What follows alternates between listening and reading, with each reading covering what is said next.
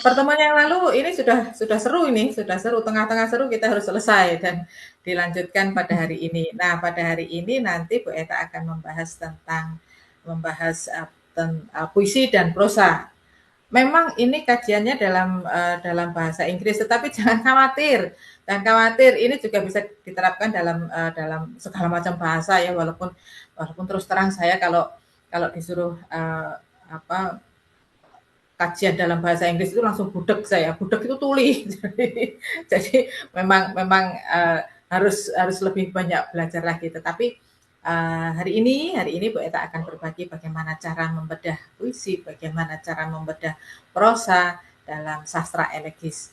Baik, sebelum dimulai saya akan persilahkan Pak Sudarto Momakarius sebagai wakil dari HISKI untuk membuka sekolah sastra kita ini. Silakan Pak Tom.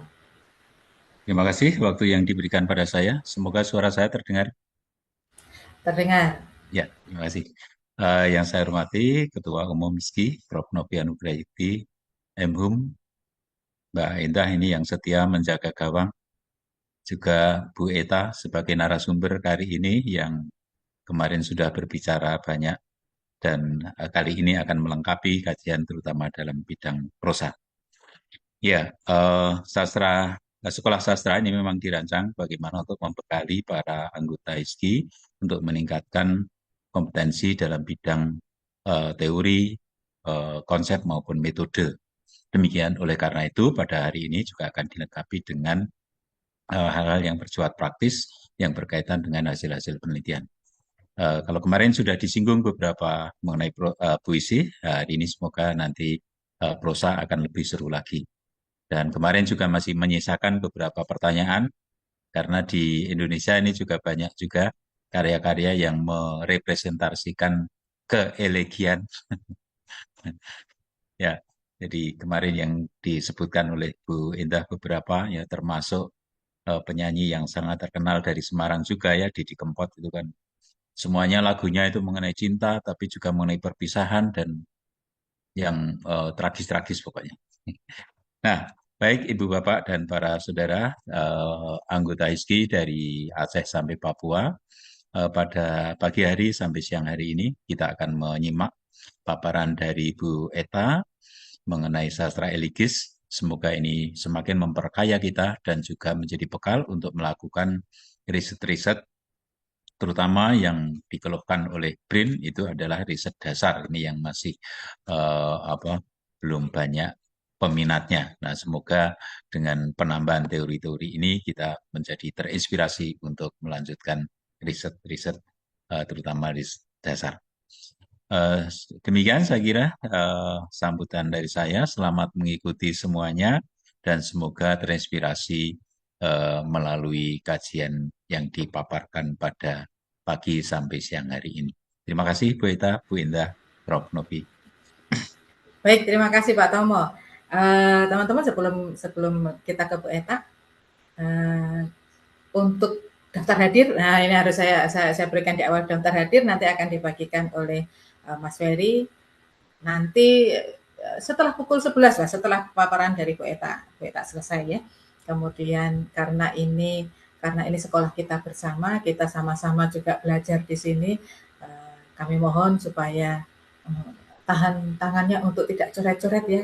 Kasihan Bu Eta sudah membuat PPT yang bagus. PPT-nya manis, saya sudah lihat PPT-nya. Nanti kita lihat juga sama-sama. Ada gambar-gambar masa lalu eh, yang itu menjadi kesukaan saya pada waktu itu ketika ketika membaca yang lawas-lawas begitu. Nanti cobalah lihat, asik kok. Nah itu saja. Kemudian nanti saya akan berusaha berusaha mudah-mudahan bisa ini mendatangkan penulis puisi, penulis prosa yang tulisannya juga diliputi kesedihan. Mudah-mudahan bisa ini orangnya sedang pingpong acaranya itu bermacam-macam begitu. Tetapi beliau beliau nanti mau bergabung supaya supaya bisa berbagi juga di sini melengkapi Bu Eta nanti. Baik, saya persilahkan Bu Eta seluruh waktunya untuk Bu Eta ini saya siap sinau, siap siap belajar. Silakan Bu Eta. Oke, matur nuwun Mbak Endah. Eh, saya share screen, Ge. Recording in progress.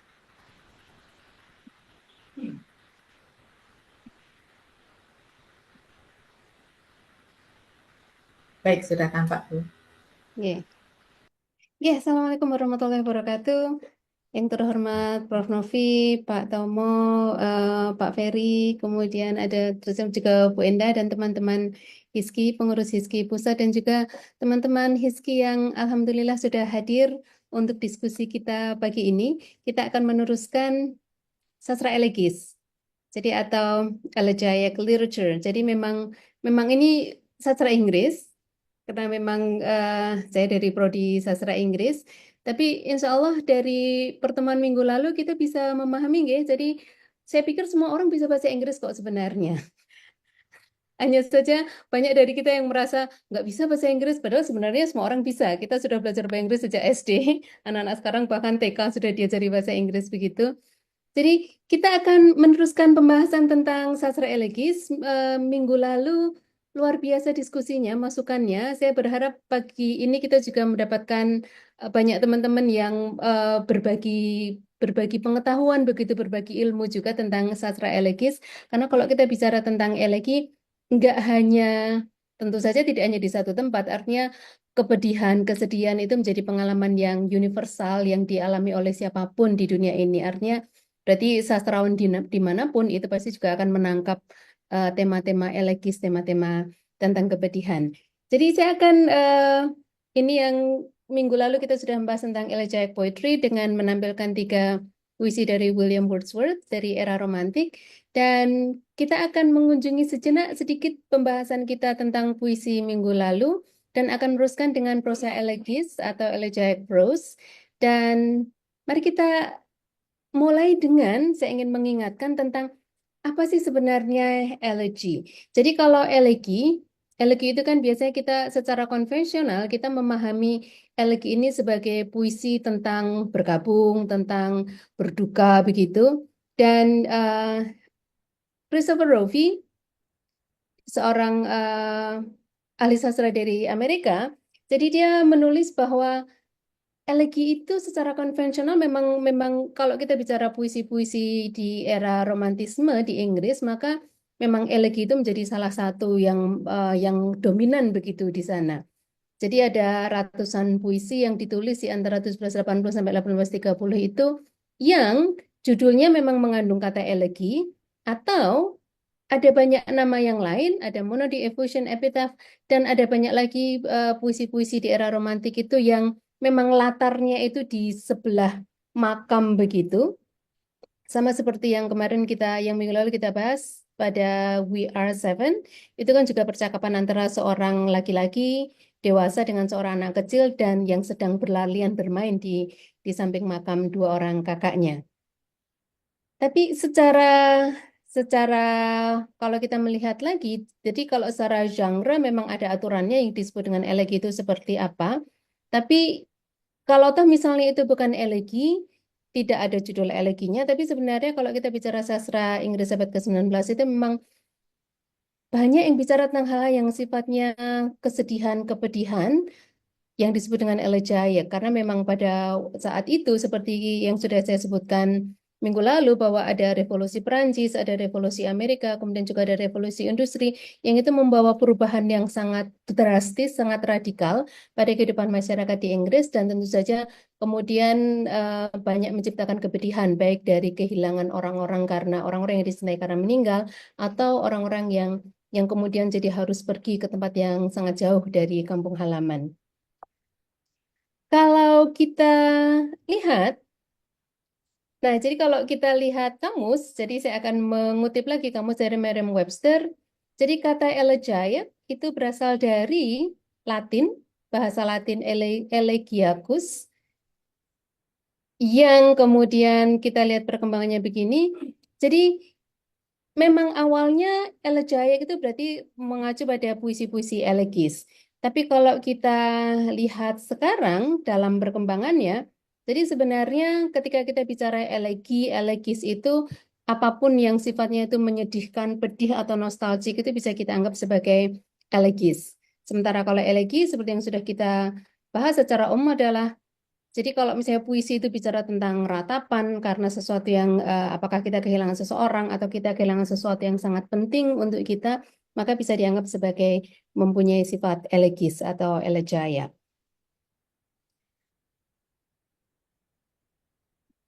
Jadi yang sudah kita bahas minggu lalu, kalau kita bicara secara tradisional, kalau elegi yang secara tradisional itu memang elemennya sama seperti tahapan-tahapan ketika kita kehilangan seseorang. Jadi dari mulai ratapan, kemudian kita mengingat-ingat dan memuji-muji yang diingat adalah yang indah-indah tentang orang yang sudah meninggal tersebut.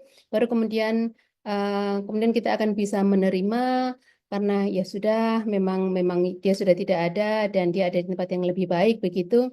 Dan kita kemarin minggu lalu membahas Surprise by Joy dari William Wordsworth as reverse elegy, jadi elegi yang terbalik. Jadi bukan mulai dari ratapan sampai kemudian akhirnya bisa menerima, tapi terbalik. Kenapa kalau kita lihat di sini, berarti kan mulai dari consolation and solace, jadi ada surprise by joy. Dia terkejut karena loh kok ternyata kok bisa bahagia. Jadi ada sesuatu yang menyenangkan, ada momen yang membahagiakan. Dan impatient as the wind. Kita lihat ini salah satu karakteristik era romantis bahwa banyak sekali mengacu pada alam karena mereka memang sangat memuji keindahan alam pada saat itu. Impatient as the wind, I turn to share the transport. Jadi ketika sangat bahagia menemukan momen kebahagiaan begitu, kita kan secara insting kalau kita bahagia begitu kan kita ingin berbagi dengan orang yang kita sayangi, orang yang kita cintai begitu. Jadi tapi ternyata langsung sadar with whom? Karena ternyata orang yang ingin diajak berbagi itu sudah lama meninggal ternyata. Dan kemudian kalau kita lihat praise and admiration of the idealized dead, jadi mengacu untuk menyebut orang yang sudah meninggal ini orang yang diajak itu love, faithful love, dan juga heavenly face. Jadi kalau kita lihat bagian-bagian ini tidak kemudian harus kalau misalnya ada 12 maka harus sama jadi 4 barisnya harus ratapan kemudian memuji tidak. Tapi kalau kita lihat di sini semua unsur ada di sini dan kemudian bagian yang terakhir jadi diakhiri dengan ini tadi the worst pang that sorrow ever bore. Jadi begitu ingat kalau orang itu sudah meninggal maka jadi terasa lagi sakitnya. Dan betul-betul worst pang that sorrow ever bore, betul-betul kepedihan yang luar biasa, yang kalau dibandingkan hanya satu yang bisa sebanding, yaitu pada hari ketika si orang yang dicintai itu meninggal, save one only, when I stood forlorn. Jadi pada saat ketika dia meninggal. Jadi artinya kesedihan itu, kepedihan itu kembali bergabung. Jadi kalau kita bicara work of mourning dari Freud kemarin kan memang kita memang butuh waktu. Jadi sebenarnya ketika seseorang bergabung itu ada mekanisme psikologis yang terjadi dalam diri kita dan memang butuh waktu, memang menyakitkan, tapi pada suatu titik kemudian kita akan kembali baik-baik saja, bisa menerima. Kecuali kalau tidak baik-baik saja, maka oleh Freud itu disebut sebagai melankolia. Sebelum kita masuk ke prosa yang akan kita bahas hari ini, maka saya ingin berbagi sedikit tentang, jadi era romantisme di Inggris itu memiliki sejumlah karakteristik. Beberapa buku tentu saja mereka akan berbeda menyebutkan karakteristik dari era romantisme, tapi salah satu buku, Adventure in English Literature, mengatakan bahwa ada 6 karakteristik dari era romantis. Yang pertama adalah a strong sense of the beauty of the world around them. Artinya memang orang sangat tertarik dengan alam. Jadi banyak sekali puisi maupun prosa yang menggambarkan kondisi alam dan alam itu dianggap sebagai sesuatu yang indah. Tapi juga hal-hal yang sifatnya nostalgic itu juga kemudian akan dikaitkan dengan alam. Dan yang kedua, deep sympathy with obscure, humble, underprivileged people. Kalau kita lihat di puisi We Are Seven, si anak kecil ini adalah anak kecil dari kalangan kebanyakan. Jadi memang Wordsworth di bukunya, di kumpulan puisinya yang ditulis dengan Coleridge, Lyrical Ballads, memang dia sengaja memotret kejadian-kejadian dari kehidupan sehari-hari dari orang yang biasa, karena dia merasa bahwa sastra-sastra sebelumnya, sebelum abad ke-19 yang dianggap sastra-sastra adiluhung gitu, cenderung tokoh-tokohnya cenderung adalah orang-orang dari kaum bangsawan yang strata sosialnya tinggi. Maka Wordsworth sengaja dia ingin memotret hal-hal yang terjadi pada orang kebanyakan humble underprivileged people. Jadi itu yang akan kalau kita membaca puisi-puisi yang ada dalam kumpulan puisi Lyrical Ballads, Lyrical ballads adalah sekadar informasi saja. Penerbitan lyrical ballads itu menjadi momen yang dianggap sebagai awal dari era romantisme karya sastra Inggris, sastra di Inggris. Jadi ada yang kedua ini obscure, humble, underprivileged people. Kemudian kalau kita lihat ke 6, karena yang langsung terkait nanti dengan pembahasan kita, a sense of melancholy or loneliness. Jadi balik lagi dengan kondisi pada periode saat itu, maka banyak orang kemudian merasa kesepian, merasa sendiri karena bisa jadi ditinggalkan oleh orang-orang yang dia cintai, atau justru dia meninggalkan orang-orang yang dicintai karena harus pergi ke tempat yang jauh dari kampung halaman. Untuk yang ketiga, 4, dan 5, ini juga sebenarnya bisa kita lihat di karya-karya era romantis yang lain. Kemudian kemarin ada yang bertanya bagaimana sebenarnya para penyair itu menggunakan metafora atau menggunakan gaya bahasa yang terkait dengan alam. Nah, kalau kita lihat pada The Two April Mornings, kalau kita lihat bagian-bagian yang saya beri warna hijau ini adalah rujukan-rujukan yang menyebut tentang alam. Jadi kalau kita lihat bright and red approach the morning sun, kemudian grass steaming rills, ada beautiful sun, mountain top, kemudian ada cloud, colors, no other, sky, April morn. Ini semua adalah menyatakan betapa indahnya alam. Jadi kalau dalam puisi ini, ketika kita sedang menikmati alam, tapi kenapa kok sedih begitu sih? So sad a sigh has brought. Pertanyaannya kan begitu dari narator, dari speaker dari si puisi ini. Alam sedang demikian indahnya, kita sedang menikmati alam, kenapa kok kemudian bersedih?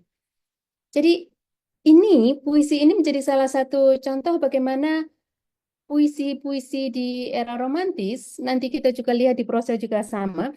Jadi ada a strong sense of the beauty of the world around them, bahwa alam itu begitu indahnya. Dan kalau kita lihat, masih pada bagian ini masih juga banyak rujukan tentang alam. Dan kalau kita analisis elemen intrinsiknya, maka kita melihat bahwa ada metafora di sini. Jadi bagaimana si gadis yang sudah meninggal ini disamakan dengan Nightingale, atau ketika bicara tentang gadis yang ditemui oleh si bapak yang sudah kehilangan anak ini adalah bagaimana si gadis itu she seemed as happy as a wave that dances on the sea. Jadi perbandingannya banyak perbandingan dengan alam. Dan kemudian kita lihat ada sense of melancholy pada saat ketika puisi ini mendeskripsikan tentang Emma yang sudah meninggal. Dan kemudian juga tentang rasa pedih, rasa berkabung yang kemudian dirasakan kembali oleh si ayah ketika dia melihat seorang anak gadis yang seumuran dengan anak gadisnya yang sudah meninggal itu. Dan kemudian kita lihat, there came from me a sigh of pain which I could ill confine. I looked at her and looked again and did not wish her mine. Ini kalau kita bicara secara teorinya dari Freud tentang mourning and melancholia, artinya berarti si ayah ini tidak bisa melepaskan ikatannya dengan anak gadisnya yang sudah meninggal yang dia cintai, dan dia tidak bisa kemudian menggantikan si gadis kecil itu dengan gadis kecil yang lain. Jadi walaupun dia mengatakan to see a child so very fair, it was a poor delight. Jadi bahwa memang menyenangkan melihat si gadis kecil itu, tapi tetap saja did not wish her mine. Jadi hari ini kita akan membahas lagi bagaimana kita akan menggunakan dua pendekatan sama seperti yang kita lakukan minggu lalu. Jadi pertama dengan menggunakan pendekatan psikoanalisa dengan meminjam teori Freud tentang mourning and melancholia, dan kemudian kita juga akan menggunakan pendekatan cultural studies karena jadi kalau kita lihat di sini sebelum kita beranjak ke prosa, maka kita lihat ini simile, dan kalau kita lihat Majas ada visual, auditory, kinesthetic, organic, tactile imageries. Jadi betul-betul dalam satu puisi kita bisa melihat, seolah-olah bisa melihat kondisi alam, kemudian kita bisa melihat kesedihan. Jadi kita bisa mendengarkan percakapan antara the speaker dengan si ayah yang kehilangan anak ini. Kemudian juga kita bisa melihat pergerakan mereka, bahkan pergerakan alam, a wave that dances on the sea. Kita bisa seolah-olah bisa menggambarkan di dalam benak kita. Ada organic, jadi rasa sedih, rasa bahagia, pure delight, kemudian ada pain, itu adalah organic. Dan kemudian ketika misalnya a blooming girl whose hair was wet with points of morning dew, ada tactile, seolah kita bisa menyentuh ya kalau rambut yang basah karena embun pagi, seolah-olah bisa kita sentuh dan kemudian bisa kita rasakan. Jadi puisi-puisi di era romantik memang sangat kaya dengan majas, kemudian juga sangat kaya dengan citraan-citraan yang semacam ini. Dan seringkali memang yang diambil adalah alam. Pagi ini kita akan bicara tentang persuasion. Jadi kalau kita bicara persuasion, ini adalah novel terakhir yang diselesaikan oleh Jane Austen. Jadi Jane Austen itu lahir di tahun 1775 dan meninggal 1817. Dan dalam waktu, jadi dia meninggal pada usia 41 tahun. Dan dia menulis 6 novel, Sense and Sensibility, Pride and Prejudice, Mansfield Park, Emma, Northanger Abbey, dan Persuasion. Jadi kalau dari segi urutan terbitnya memang semacam ini, tapi sebenarnya kalau dari segi penulisan, Northanger Abbey itu adalah novel pertama yang ditulis oleh Jane Austen, tapi kemudian diterbitkan bersamaan dengan Persuasion 6 months after her death. Jadi 6 bulan setelah dia meninggal. Saya mendapatkan gambar dari Pinterest. Ini yang merangkum tentang persuasion. Ini tadi yang disebut oleh Mbak Enda. Gambar-gambar begini saya juga suka melihat gambar-gambar yang semacam ini. Jadi persuasion, kalau kita lihat ini ada beberapa. Jadi salah satu yang menjadi ciri khas Jane Austen itulah dia bicara. Jadi pasti tokohnya adalah perempuan. Kemudian ada di area domestik dan kemudian area itu sangat-sangat kecil. Jadi hanya beberapa area yang kecil begitu dan kemudian dengan beberapa keluarga saja.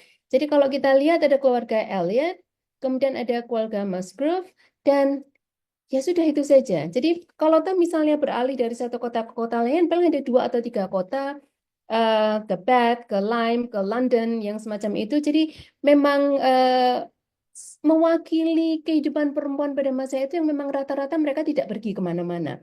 Dibandingkan dengan laki-laki yang mereka pergi kemana-mana. Mari kita lihat, jadi Persuasion ini intinya tokoh utamanya adalah Anne Elliot. Jadi Anne Elliot ini sempat bertunangan ketika dia berusia 19 tahun, 18-19 tahun, dia bertunangan dengan Frederick Wentworth.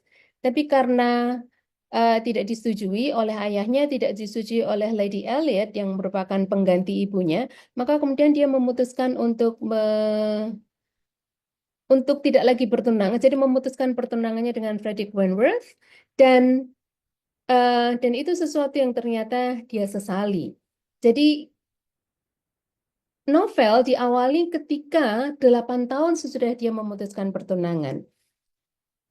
Di bagian awal, di halaman pertama dari novel, kita diperkenalkan pada keluarga Elliot, Sir Walter Elliot. Jadi dia adalah seorang baron. Dan yang sangat dia sukai, jadi dia adalah seorang bangsawan menengah ke atas begitu, yang punya rumah yang dia diwarisi secara sekian generasi. Jadi buku bacaan yang sangat dia suka adalah The Baronetage. Jadi ada sebuah buku yang diterbitkan pada masa itu, di abad ke-19, yang intinya mencatat tentang siapa saja sih bangsawan-bangsawan yang bergelar baron dengan keluarganya. Jadi ini adalah bagian yang jadi buku itu selalu dibuka pada halaman yang ada tulisan ini, Elliot of Callanshall, yang bicara tentang Walter Elliot. Jadi Sir Walter menikah dengan Elizabeth kemudian jadi Lady Elliot. Dan Lady Elliot meninggal pada tahun 1800 setelah melahirkan 4 orang anak sebenarnya. Elizabeth itu anak sulung, anak yang kedua adalah Anne, kemudian anak ketiga laki-laki tapi meninggal saat lahir, dan kemudian Mary. Jadi Sir Walter ini dia sangat bangga dengan statusnya sebagai kaum bangsawan, dan dia menganggap bahwa kaum bangsawan itu memang di strata kelas sosial itu orang yang paling tinggi, kelas sosial yang paling tinggi dibandingkan dengan orang-orang kebanyakan. Jadi dia sangat membanggakan statusnya sebagai seorang bangsawan. Dia memiliki 3 orang anak. Jadi Anne Elliot ini adalah middle daughter, anak yang kedua. Jadi dia seperti tadi yang saya sebutkan, dia sempat bertunangan dengan Captain Wentworth, seorang perwira angkatan laut. Tapi karena tidak disetujui oleh ayahnya, kakaknya, dan juga oleh Lady Russell yang merupakan teman ibunya, maka kemudian dia memutuskan pertunangan tersebut. Sir Walter Elliot, Elizabeth. Jadi setelah Lady Elliot meninggal, maka Elizabeth ini, anak pertama ini kemudian menggantikan posisi ibunya. Jadi dia kemudian yang mengelola rumah tangga Sir Walter. Jadi yang harus kita ingat adalah bahwa kaum bangsawan pada saat itu rumahnya pasti besar begitu dan kemudian punya banyak sekali pembantu dan itu tentu saja perlu dikelola begitu. Jadi salah satu tugas dari perempuan seorang istri adalah mengelola kekayaan, mengelola rumah tangga suaminya dan kemudian termasuk juga mengelola kekayaan dari suaminya. Setelah Lady Elliot meninggal, Elizabeth Elliot yang kemudian menggantikan posisi ibunya. Maafkan kucing saya.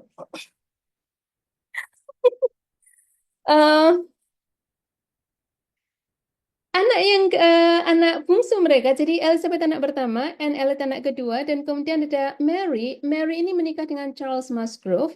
Jadi dan menurut Sir Walter, dengan menikah dengan hanya seorang, walaupun keluarga Musgrove ini keluarga yang sangat kaya, jadi kalau dibilang dari kekayaan dan kemudian reputasi, sebenarnya dia di bawah Sir Walter. Jadi yang kedua, katakan misalnya Sir Walter adalah orang yang paling terpandang di daerah itu, maka keluarga Musgrove ini adalah keluarga terpandang kedua setelah keluarga Elliot.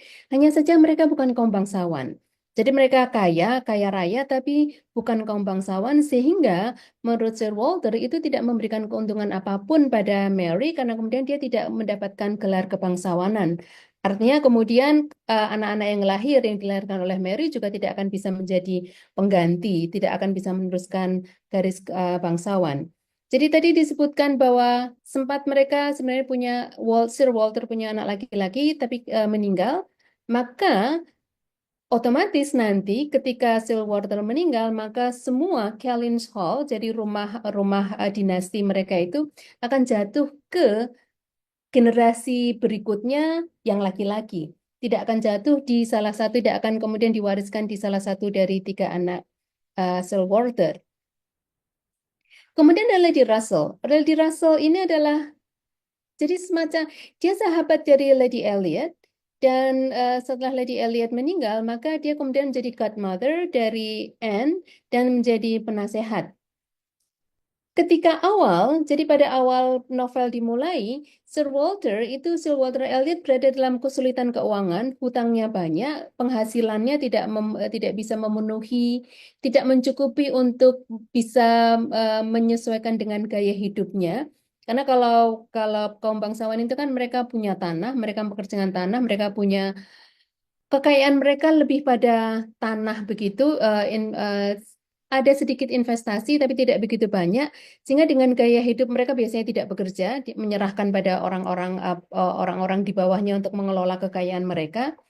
Dan karena hutangnya sangat besar, maka kemudian salah satu opsi yang terpaksa harus ditempuh adalah kemudian harus menyewakan Kellynch Hall. Jadi rumah utama mereka itu harus disewakan untuk kemudian jadi yang disarankan oleh Lady Russell dan juga Anne adalah dikontrakkan saja rumah itu, kemudian pindah ke Bath, dan sambil beberapa tahun begitu, maka itu akan bisa cukup untuk menutup hutang yang dimiliki oleh Sir Walter. Jadi tadi yang saya katakan, jadi Mary sudah menjadi Mrs. Musgrove dan mereka punya 2 orang anak. Charles Musgrove, suami dari Mary, memiliki 2 orang adik perempuan, Louisa Musgrove dan Henrietta Musgrove. Jadi dua orang gadis ini, mereka bukan kaum bangsawan dan tentu saja mereka tidak seberapa berpendidikan. Dan karena mereka bukan kaum bangsawan, maka pendidikannya juga tidak betul-betul disiapkan seperti anak-anak perempuan kaum bangsawan. Jadi kalau dari segi kualitas begitu tuntutan yang harus dipenuhi oleh anak gadis kaum bangsawan, maka Louisa dan Henrietta ini tidak memenuhi tidak memiliki kemampuan yang dimiliki oleh Anne misalnya, karena dia memang kaum bangsawan dan dididik dengan sebagai anak gadis kaum bangsawan. Tadi saya katakan Kellynch Hall, jadi Kellynch Hall harus dikontrakkan, dan kemudian yang menempati adalah Admiral and Mrs. Croft. Dan Mrs. Croft jadilah Admiral, perwira tinggi Angkatan Laut Inggris.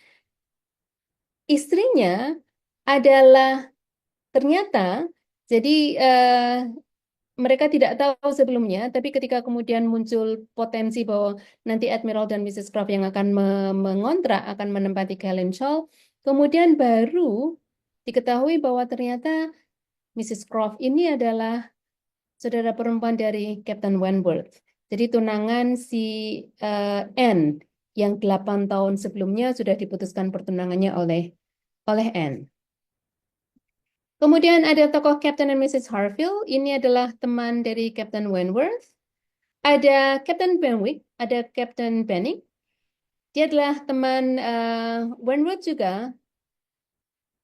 Si Benwick ini bertunangan dengan adik dari Captain Harfield. Tapi kemudian dengan Fanny Harfield meninggal. Ada Mrs. Clay ini adalah teman Elizabeth, dia seorang janda beranak 2, dan dia berusaha dekat dengan keluarga Elliot. Sebagian orang menduga bahwa dia sebenarnya ingin menikahi Sir Walter. Karena dengan begitu, yang harus kita ingat pada zaman itulah perempuan kelas menengah pada saat itu, mereka status sosial mereka akan ditentukan oleh oleh ayah mereka, dan kemudian juga oleh suami mereka. Maka ketika Mrs. Clay ini kemudian ditinggalkan oleh suaminya dan dia tidak punya banyak kekayaan begitu, suaminya tidak meninggalkan banyak kekayaan, maka dia kemudian mendekat pada Elizabeth dengan harapan bisa menikah dengan Sir Walter.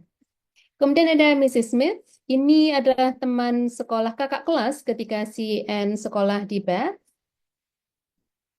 Dan kemudian ada William Elliot, Esquire. Jadi William ini adalah keponakan dari Sir Walter. Karena Sir Walter tidak memiliki anak laki-laki, maka William ini nanti akan mewarisi Kellynch Hall ketika Sir Walter meninggal.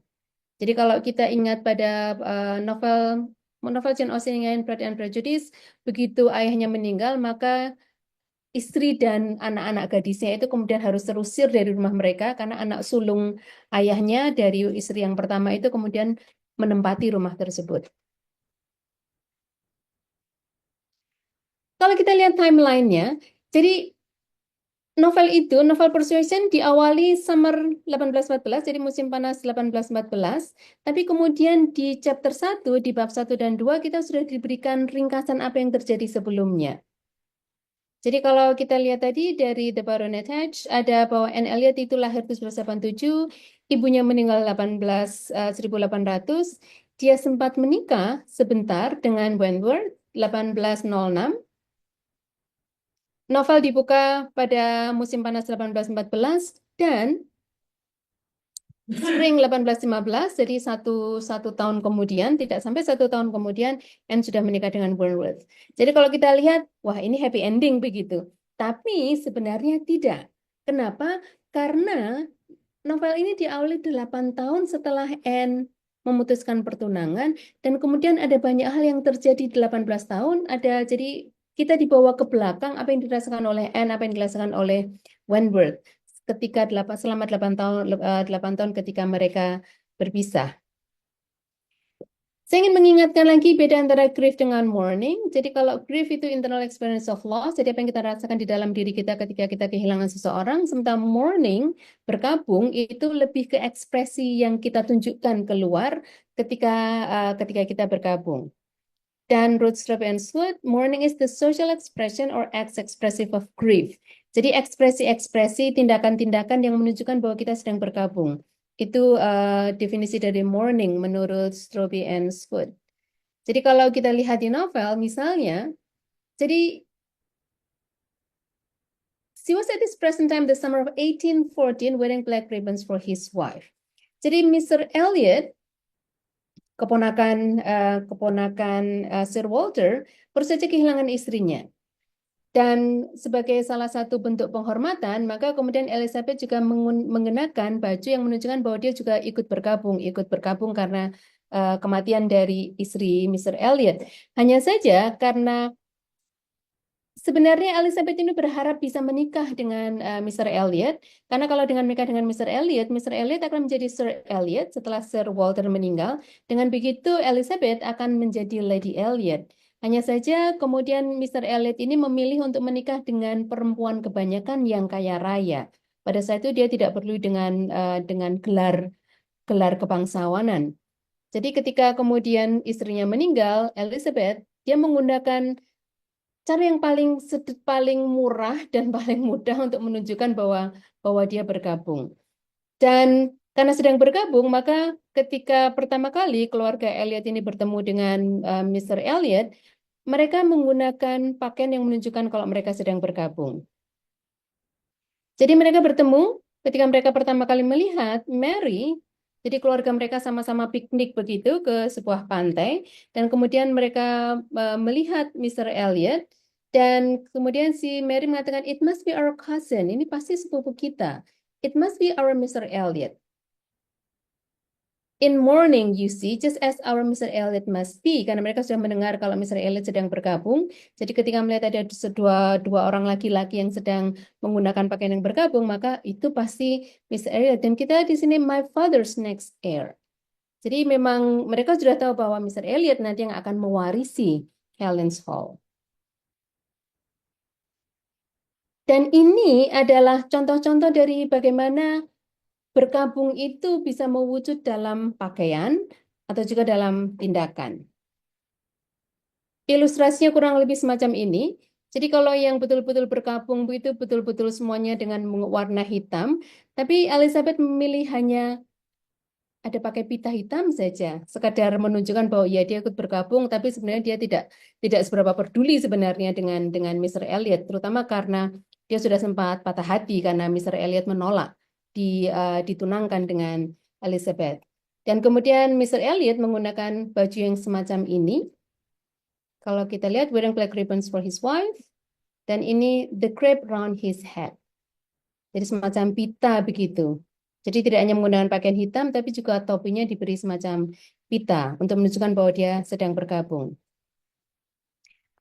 Kembali ke Freud, meminjam teori Freud, jadi kehilangan itu tidak semata-mata kehilangan orang yang kita cintai, tapi juga kehilangan some abstraction.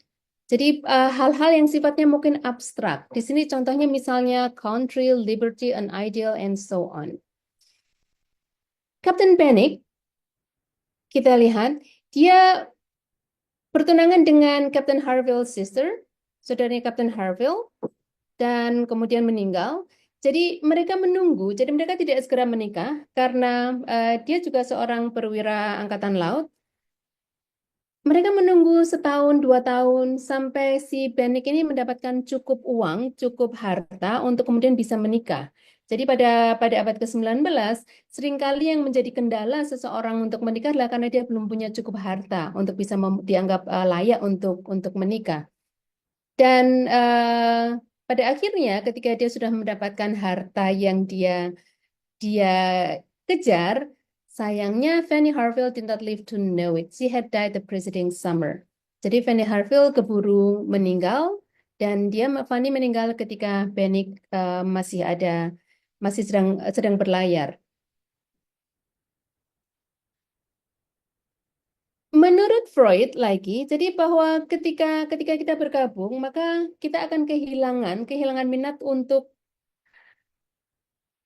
minat terhadap hal sekitar kita. Kita tidak akan tertarik untuk melihat hal-hal yang tidak ada kaitannya dengan orang yang sedang kita bergabungi, artinya orang yang kita cintai yang sudah tidak ada. Jadi kalau di sini loss of interest in the outside world, loss of capacity to adopt any object of law. Jadi nggak mau menggantikan orang yang sudah meninggal ini dengan orang yang lain karena ikatannya masih sangat kuat, dan juga turning away from any activity that is not connected with thoughts of him. Dia belum menggunakan him. Jadi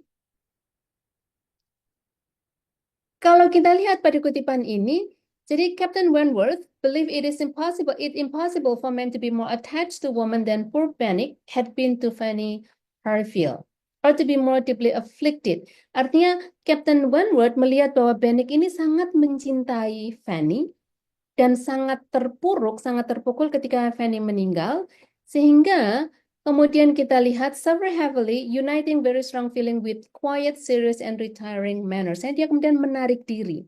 Dan kemudian salah satu yang dia lakukan adalah kemudian dia menimbunkan dirinya di bacaan-bacaan yang puisi-puisi, bacaan-bacaan yang sifatnya elegis begitu, yang memang yang melankolis. Itu yang dilakukan oleh Bennick. Kalau kita melihat pada kasus Anne, maka kalau kita lihat dalam kutipan ini, jadi Anne jelas dia kehilangan ibunya, grieving for the loss of a mother whom she had dearly loved. Tapi kemudian pada sejenak setelah, jadi hanya sesaat setelah ibunya meninggal, ketika Anne sedang berkabung karena kehilangan ibunya, dia kemudian dikirim untuk sekolah ke Bath, ke kota yang lain. Maka dia juga kehilangan separation from home. Artinya seharusnya jadi mourning itu bagian dari social empathy. Jadi empati, simpati komunitas itu kan muncul ketika orang bergabung.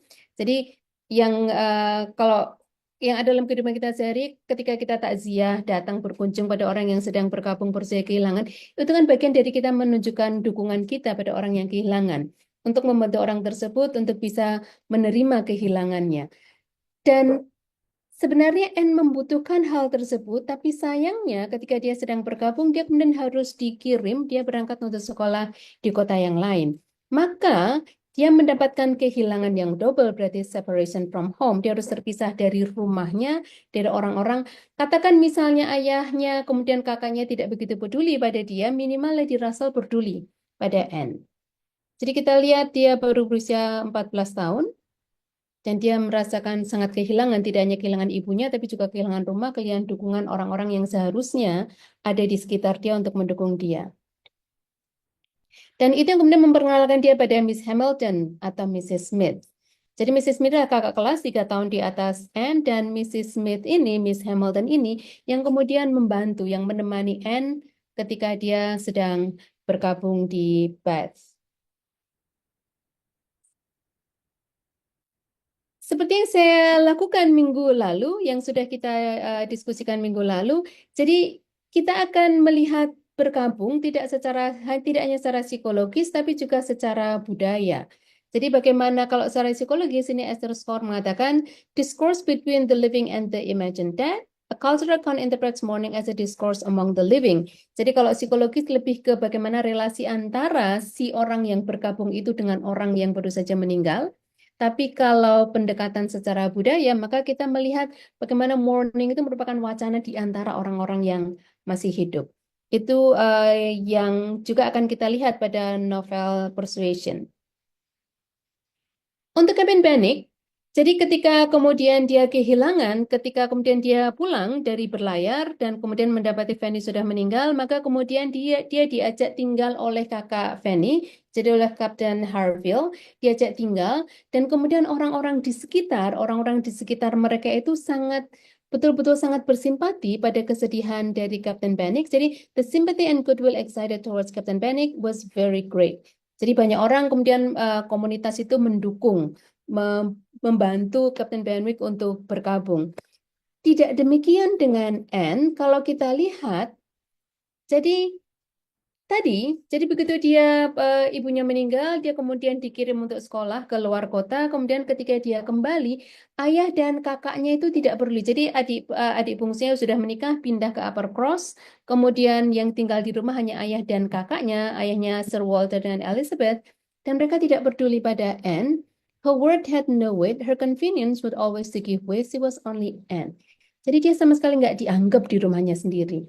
Dan itu menciptakan rasa kehilangan yang lebih parah. Kalau kita lihat kemudian, maka ini adalah salah satu, jadi pada suatu pesta begitu, pada pesta yang diadakan atau makan malam yang diadakan di keluarga bangsawan atau keluarga kaya pada saat itu, biasanya setelah makan malam mereka kemudian akan saling menghibur, salah satunya dengan main piano, bernyanyi, begitu kita sering nonton itu di film-film yang latarnya adalah Inggris abad ke-19. Jadi si Anne ini main piano, tentu saja dia bermain dengan sangat bagus, Tapi orang-orang tidak menghargai dia. Jadi karena ini adalah di rumah Mr. Musgrove, jadi Mr. Musgrove lebih berusaha untuk menunjukkan bahwa anak-anaknya Henrietta dan Louisa itu juga bisa main, padahal mereka mainnya jelek. Tapi kemudian ya sudah, tidak apa-apa. Jadi kalau kita lihat di sini, she knew that when she played, she was giving pleasure only to herself, but this was no new sensation, excepting one short period of life. She had never, since the age of 14, never since the loss of her dear mother, known the happiness of being listened to or encouraged by any just appreciation or real taste. Artinya, sejak ibunya meninggal, berarti sebelum ibunya meninggal, ibunya yang sangat mendukung Anne, jadi betul-betul menyayangi Anne, tapi setelah ibunya meninggal, dia kehilangan itu semua. Jadi, know the happiness of being listened or encouraged by any just appreciation or a real taste. Artinya apapun yang dilakukan dianggap nggak ada artinya. Jadi ayahnya dan kakaknya benar-benar tidak peduli pada dia. Jadi dia tidak pernah lagi merasakan kebahagiaan, didengarkan, diapresiasi begitu, kecuali accepting one short period of her life. Dan ini yang dia maksud adalah pada momen ketika dia bertunangan dengan Wentworth. Sayangnya, pertunangan ini berlangsung singkat, hanya beberapa bulan. Kita lihat a few months had seen the beginning and the end of their acquaintance, but not with a few months ended and share of suffering from it. Jadi kita lihat ketika Wentworth datang, tidak hanya dia kemudian jatuh cinta, tapi juga dia kemudian mendapatkan orang yang menggantikan posisi ibunya, yang menghargai dia, yang menyayangi dia. Tapi kemudian orang itu pun harus pergi. Maka kalau kita lihat, si Anne ini berkabung atas kehilangan ibunya betul-betul hilang, tapi juga kemudian berkabung atas kehilangan Wentworth. Walaupun dia yang memutuskan pertunangan, Wentworth kemudian meninggalkan Anne dan kemudian kembali berlayar.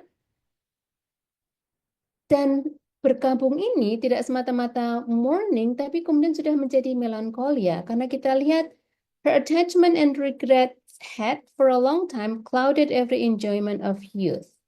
An early loss of bloom and spirit had been their lasting effect. Jadi setelah pertunangannya itu diputuskan oleh Anne, maka Anne itu kemudian jadi dia tidak lagi kelihatan segar, jadi dia seperti kelihatan menjadi layu begitu selama 8 tahun itu. Kenapa? Ini ketika kita masuk ke aspek budayanya. Jadi kenapa pertunangan tersebut tidak disetujui? Karena Anne Elliot with all her claims of birth, beauty, and mind. Jadi Anne bagaimana juga dia adalah anak kaum bangsawan. Jadi dia termasuk kaum bangsawan. Ayahnya tentu saja berharap dia menikah dengan kaum bangsawan supaya kemudian dia juga bisa memperluas kekerabatan dengan bangsawan yang lain. Tapi dia memilih Wentworth. Jadi walaupun dia sudah menjadi kapten pada saat itu, tapi dia tidak punya cukup harta. Walaupun dia yakin bahwa dia akan soon be rich, soon have a ship, soon be on a station that would lead to everything he wanted. Jadi dia meyakini bahwa tinggal menunggu waktu saja bahwa dia akan meraih keberhasilan, dia pasti akan naik tingkatnya. Kemudian dia pasti akan mendapatkan, dia akan diberi kapal, dan kemudian dia akan bisa menghasilkan harta dalam pelayaran tersebut. Tapi pada saat itu, dia belum memiliki apapun. Jadi setelah kemudian Anne memutuskan pertunangan, si Wentworth ini kembali berlayar, dan kemudian dia betul-betul berhasil. Apa yang dilakukan oleh Anne selama 8 tahun, ketika 8 tahun itu si Wentworth pergi kemana-mana, menjajah seluruh dunia begitu, yang dia lakukan hanya dia tinggal di rumah, dia tidak kemana-mana, dan bagaimana salah satu fakta yang menunjukkan bagaimana dia tidak bisa melepaskan ikatannya dengan Wentworth adalah dia berusaha mencari tahu Wentworth itu ada di mana. Dan dia diuntungkan karena pada saat itu ada Navy List, jadi daftar. Ini ada daftar. Jadi ketika ini ada daftar perwira-perwira Angkatan Laut Inggris itu ada di mana saja, mereka berangkat kemana, dan kalau misalnya ada yang meninggal juga ada di situ, dan juga newspapers for authority. Sehingga sepanjang 8 tahun itu dia mengikuti Wentworth itu pergi kemana saja dan dia tidak diragukan lagi, dia sudah menjadi kaya dan dia meyakini bahwa kayaknya Wentworth belum menikah. Sementara Anne sendiri tidak pernah kemana-mana. Jadi ketika kemudian pertama kali mereka bertemu, ini yang terjadi. Jadi pertemuannya singkat saja dan si N ini merasakan perasaan yang luar biasa. Jadi ketika mereka hanya bertemu singkat beberapa menit, bahkan tidak sempat bercakap-cakap. Ketika kemudian Wentworth ini pergi, dia mengatakan it is over, it is over. She repeated to herself again and again in nervous gratitude, the worst is over. Artinya mereka tidak bertemu selama 8 tahun, dia masih mencintai Wentworth, walaupun dia yakin Wentworth belum menikah, tapi dia tidak yakin apakah Wentworth masih mencintai dia atau tidak. Itulah kenapa ketika kemudian mereka bertemu, dia tidak tahu apa yang dia rasakan. Jadi pada halaman berikutnya, dia kemudian berusaha untuk memahami apa sih sebenarnya yang terjadi. Jadi kalau kita lihat di sini, 8 years, sudah 8 tahun. Jadi kalau 8 tahun itu, events of every description, changes, alienation, removals, ada banyak hal yang bisa terjadi dalam waktu 8 tahun. Tapi untuk Anne, 8 tahun itu kayaknya kok tidak terjadi apapun. Artinya perasaan dia pada Wentworth tetap sama, dia juga nggak pergi kemana-mana, dia tidak menjadi, Wentworth menjadi lebih kaya, kemudian posisi dia menjadi lebih tinggi, tapi dia tidak pergi kemana-mana. Salah satu cara kerja work of mourning adalah bagaimana kemudian kita melepaskan, jadi kita melepaskan ikatan kita dengan objek yang kita cinta yang sudah tidak ada itu, dan kalau kita sudah bisa melepaskan ikatan itu, maka kemudian selesai. Jadi masa perkabungan kita selesai, maka kita kemudian bisa mengalihkan objek yang kita cinta itu ke objek yang lain, dan kita kembali hidup normal. Jadi kalau tadi dikatakan Bennick itu dia Wentworth awalnya berpikir bahwa kayaknya Bennick ini memang betul-betul sangat setia pada tunangannya dan tidak akan ada yang perempuan yang bisa menggantikan tunangan itu. Tapi yang terjadi ternyata kemudian Bennick jatuh cinta dengan salah satu dari adik Charles Musgrove dan kemudian akan menikah. Jadi ini adalah komentar dari Wentworth, a man like him in his situation with a heart burst, wounded, almost broken. Fanny Harville was a very superior creature, and his attachment to her was indeed attachment. A man does not recover from such a devotion of the heart to such a woman. He ought not, he does not. Jadi si Wentworth seperti menyalahkan Benny, kok bisa sih, harusnya kan nggak begitu. Jadi sebenarnya di satu sisi di satu sisi menyesalkan kenapa Bennick yang kayaknya tidak akan bisa, Fanny itu tidak akan tergantikan begitu. Tapi ternyata dalam waktu yang singkat kok dia bisa berpaling ke lain hati. Karena sebenarnya kenapa kemudian Wentworth mengkritik Bennick, karena sebenarnya Wentworth ini juga tidak bisa berpaling ke lain hati. Hanya saja ketika 8 tahun karena dia sakit hati, karena yang memutuskan hubungan adalah si Anne, maka memang ketika mereka kemudian kembali bertemu, tindakan-tindakan si Wentworth ini menunjukkan kalau dia sudah nggak peduli lagi pada Anne, bahkan dia kemudian kelihatan merayu Louisa dan Henrietta, dan itu menyakitkan untuk Anne. Sementara untuk Anne sendiri, jadi setelah pertunangan, Charles Musgrove sebenarnya melamar Anne, tapi Anne tidak mau karena dia masih cinta pada Wentworth. Maka kemudian karena nggak dapat kakaknya, ya sudahlah kemudian turun ke adiknya. Maka kemudian Charles ini kemudian menikah dengan Mary, adik dari anak ketiga, anak bungsu dari Sir Walter. Jadi dia jelas menolak ketika kemudian dilamar oleh Charles Musgrove. Tapi ketika Mr. Elliot menunjukkan tanda-tanda kalau tertarik pada Anne, dan Lady Russell juga membujuk Anne untuk menikah dengan Mr. Elliot, maka dia sempat tergoda sebenarnya. For a few moments her imagination and heart were bewitched.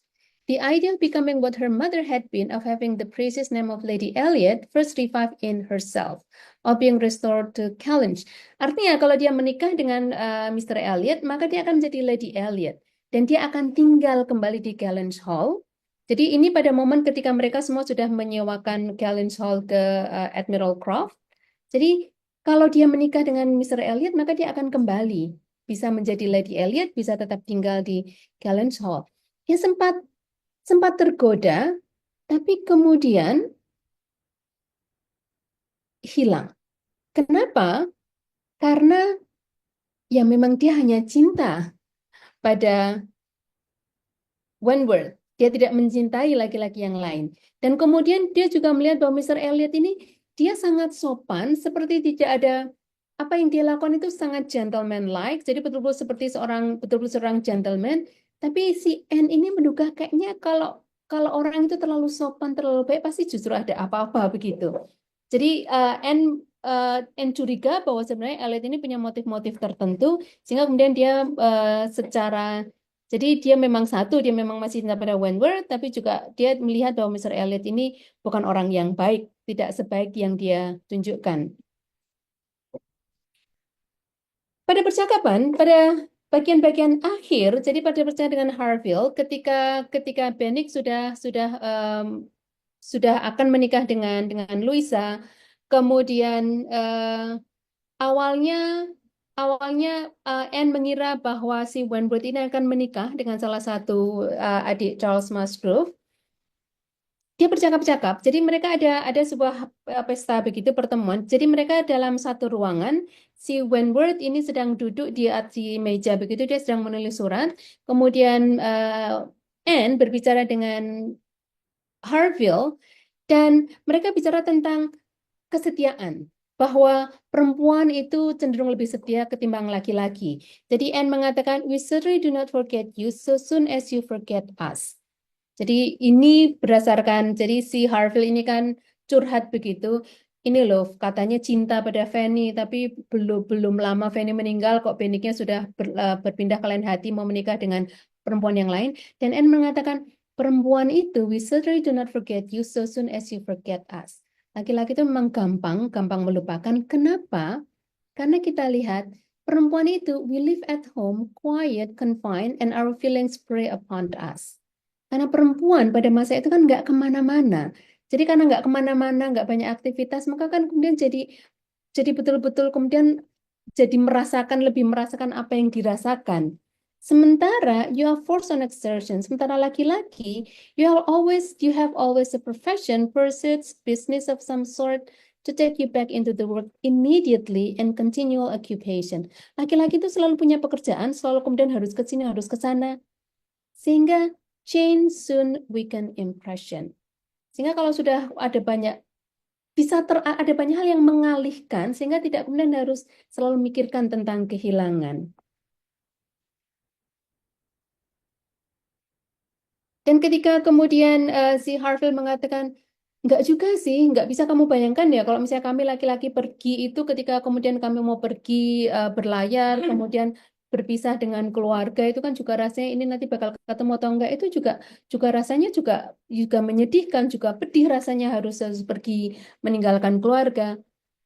Tapi kemudian si Anne mengatakan, no, I believe you're capable of everything great and good in your married lives. Ya sih, kalau memang sudah menikah, maka pasti memang ada keterikatan, ada attachment untuk tetap kemudian kalau pergi akan tetap kembali. Tapi Anne mengatakan, so long as you have an object. I mean, while the woman you love lives and lives for you.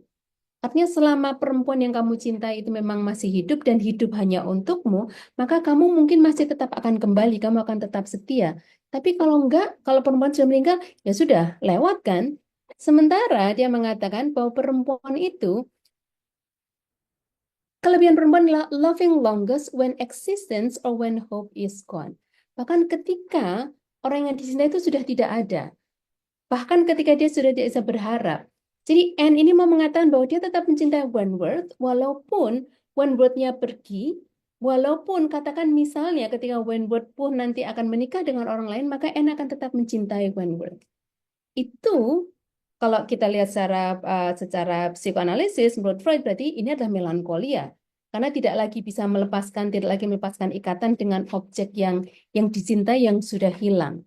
Tapi kalau kita lihat secara budaya, maka ini kita bicara tentang gender, isu gender. Bagaimana ketika bergabung itu laki-laki dan perempuan memiliki pengalaman yang berbeda, karena perempuan yang nggak kemana-mana ini jadi dia lebih lama bergabungnya ketimbang laki-laki yang kemudian akan teralihkan dengan banyak sekali kegiatan, dia akan pergi kemana-mana.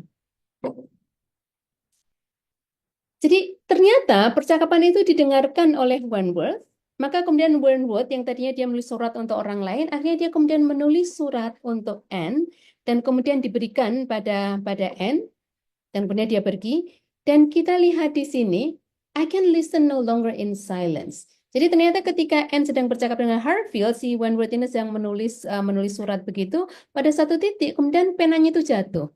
Dan Anne sempat menoleh, pena jatuh, tapi dia pikir, oh ya, mungkin sekedar ini saja, tidak dia pikirkan. Tapi ternyata Wentworth ini mencuri dengar. Jadi awalnya Wentworth berpikir Anne, jadi kabar yang dia dengar, Anne Elliot ini Miss Elliot akan bertunangan. Jadi Wentworth berpikir bahwa Anne ini sudah akan bertunangan dengan Mr. Elliot. Maka kemudian dia merasa sudah tidak ada harapan. Sementara Anne berpikir bahwa Wentworth ini akan bertunangan dengan salah satu adiknya Charles Musgrove. Jadi dua orang ini berpikir sama-sama tidak ada harapan begitu. Jadi di sini katakan, I must speak to you by such means as are within my reach. You pierce my soul, I'm half agony, half hope. Tell me not that I'm too late, that such precious feelings are gone forever. Jadi ternyata Anne yang selama ini merasa bahwa hanya dia yang merasa agitasi, yang merasa segala perasaan-perasaan yang tidak karuan itu, ternyata Wentworth, walaupun tampilan luarnya tidak begitu, sebenarnya ternyata dia juga merasakan hal yang sama. Jadi kemudian dimengatakan, I offer myself to you again with a heart even more your own than when you almost broke it 8 years and a half ago. Jadi ternyata hatinya masih untuk Anne, dan dia tawarkan lagi pada Anne, karena dia sebenarnya tidak pernah mencintai perempuan lain. Dan dia mengatakan, jadi ini kan merespon percakapan Anne dengan Captain Hartfield, dare not say that man forgets sooner than woman, that his love has an earlier death. I've loved none but you. Unjust I may have been, ini perilaku dia yang menurut Anne itu rasanya kok dia nggak manis begitu pada Anne, lebih manis pada perempuan-perempuan yang lain. Weak and resentful I have been, but never inconstant. Tapi nggak pernah nggak setia. Itu kata si Wentworth dalam suratnya. Jadi pada akhirnya, endingnya adalah mereka menikah. Tapi kalau kita melihat, kenapa sih, apa sih sebenarnya yang membuat Sir Walter itu tidak setuju? Jadi dia tidak menyetujui pertunangan Anne. Dan bahkan ketika kemudian Wentworth, ada Admiral Croft, kemudian Wentworth pulang, para perwira Angkatan Laut itu pulang dengan membawa banyak kekayaan, sehingga mereka bisa hidup sesuai dengan gaya hidup kaum bangsawan, itu membuat, menurut Sir Walter, hal tersebut itu menjijikkan dalam tanda petik. Kenapa? Karena dia mengatakan, it is in 2 points offensive to me. Pertama, karena dengan menjadi pelayar, dengan menjadi perwira Angkatan Laut, maka orang itu bisa naik status sosialnya. Karena mereka bisa kaya, maka status sosial mereka kemudian bisa meningkat. Padahal mereka berasal dari, jadi Sir Walter ini sangat mengagungkan gelar kebangsawanan dia. Jadi menganggap orang yang tidak punya gelar kebangsawanan itu jelas-jelas lebih rendah dari dia. Nah, pada masa itu, kaum saudagar, kemudian perwira-perwira Angkatan Laut itu, mereka berhasil mendapatkan kekayaan yang membuat mereka bisa hidup sesuai dengan standar kaum bangsawan. Sementara kaum bangsawan, dengan adanya industrialisasi, dan kemudian juga perdagangan, maka mereka jadi cenderung lebih miskin. Karena mereka tidak melakukan bisnis yang bisa menghasilkan banyak uang. Jadi kemudian Sir Walter itu melihat bahwa perwira-perwira Angkatan Laut itu, ya, enak ya mereka, maksudnya dia tidak terima bahwa para perwira Angkatan Laut itu kemudian bisa, status sosialnya kemudian bisa meningkat. Dan kemudian karena Sir Walter inilah orang yang sangat mengagungkan penampilan, jadi di kamarnya itu ada banyak sekali cermin. Dia menganggap bahwa para pelaut itu karena mereka bekerja di luar, dan pada waktu itu menurut orang yang, jadi sampai di awal abad ke-19, orang yang bekerja untuk mendapatkan uang itu berarti kelas sosialnya rendah. Jadi mereka kelas menengah bawah begitu. Jadi orang status sosial yang tinggi adalah kaum bangsawan yang mereka nggak boleh bekerja, uang datang sendiri ke mereka. Jadi mungkin sekarang kalau konglomerat begitu ya, yang uang datang sendiri orang lain yang bekerja. Tapi kalau kita masih bekerja, kayak kita ini masih bekerja setiap hari, berarti wah level sosial kita masih menengah ke bawah. Jadi untuk Sir Walter, itu kan kemudian membuat kalau para pelaut itu biasanya cenderung jadi jelek dan kemudian jadi cepat tua. Padahal Sir Walter ini pengennya dia tetap muda terus. Tapi kalau kita lihat, kalau kita bandingkan, jadi di awal, jadi pertunangan antara Anne dengan Wentworth itu dianggap very degrading alliance menurut Sir Walter, dan a most unfortunate one menurut Lady Russell. Tapi ketika kemudian Wentworth kembali dan dia sudah punya 5 and 20,000 pounds kekayaannya, dia sudah menjadi captain, pangkatnya sudah tinggi, dia kaya, jelas dia bisa gaya hidupnya bisa sesuai dengan kaum bangsawan, setara dengan Sir Walter. Maka Sir Walter made no objection, dia nggak keberatan. Dan kalau kita lihat, he was now esteemed quite worthy to address the daughter of foolish spendthrift baronet. Karena memang Sir Walter ini dia tidak bisa mengelola keuangan dia hanya peduli pada penampilan dia, dan Elizabeth juga sama. Jadi ketika kemudian melihat, kalau kita lihat 5 and 20,000 pound itu seberapa sih? Jadi ada satu sumber di internet. Kalau kita lihat, jadi 10.000. Jadi kekayaan Sir Walter hanya 10.000 pound sterling. Kira-kira 986.000 dolar. Average earning 12 juta dolar. Per capita GDP 16 juta dolar. Wentworth 25.000. Lebih dari 2 kali lipat. Setara dengan 41 juta dolar. Anne dengan Wentworth kalau digabungkan kekayaannya, jadi Anne mendapatkan kurang lebih 10.000 dari ayahnya, tinggalan dari ibunya, ada 46 juta dolar. Berarti kan memang betul-betul kaya.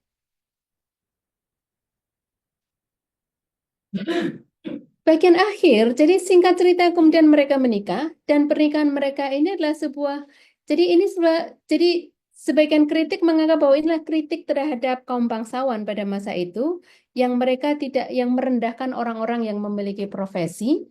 Tapi kemudian juga kita lihat, ini ada kaitannya dengan saya itu. Jadi mereka menikah, tapi yang kita ingat bagaimana juga Kapten Wentworth adalah seorang perwira angkatan laut dan masih masa perang, maka tetap saja akan ada kemungkinan mereka akan berpisah.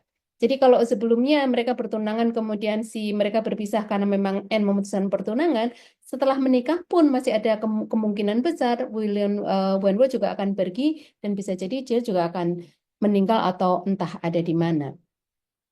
Jadi ada the text of weak alarm, bahwa sewaktu-waktu dia bisa saja kehilangan Wentworth. Kira-kira semacam itu. Terima kasih. Baik, Bu Eta. Ini lengkap, sangat lengkap. Ini Bapak Ibu, teman-teman mahasiswa, begini ya caranya meneliti itu ya, satu per satu. Kita melihat tahap demi tahapnya dari Bu Eta tadi, luar biasa. Sanggup Bapak Ibu, teman-teman mahasiswa? Harusnya sanggup sih ya, harusnya. Baik, terima kasih Bu Eta. Bu Eta, ini ada pertanyaan yang minggu lalu masih ada 2, tersisa 2, kemudian sebentar saya cek dulu ini.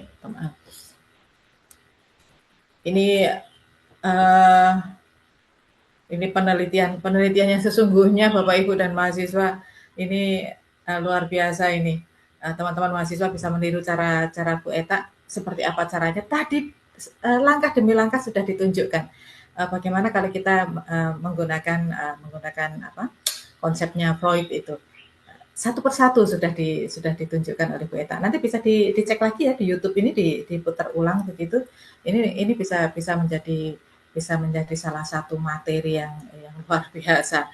Nah, Bu Eta, terima kasih banyak. Ini sudah berbagi Bapak Ibu dan teman-teman mahasiswa Uh, ya kebetulan saja ini novelnya novel bahasa Inggris, sebenarnya seperti kata Bu Eta tadi, apapun lah, siapapun, uh, dengan bahan apapun kita bisa menggunakan ini, dan sastra elegis bisa bisa digunakan untuk yang lain-lain. Sebenarnya saya sudah mengundang teman-teman dari daerah yang punya tradisi ratapan Bu Eta sebenarnya, supaya itu bisa bisa juga menjadi bahan bahan kajian untuk sastra elegis.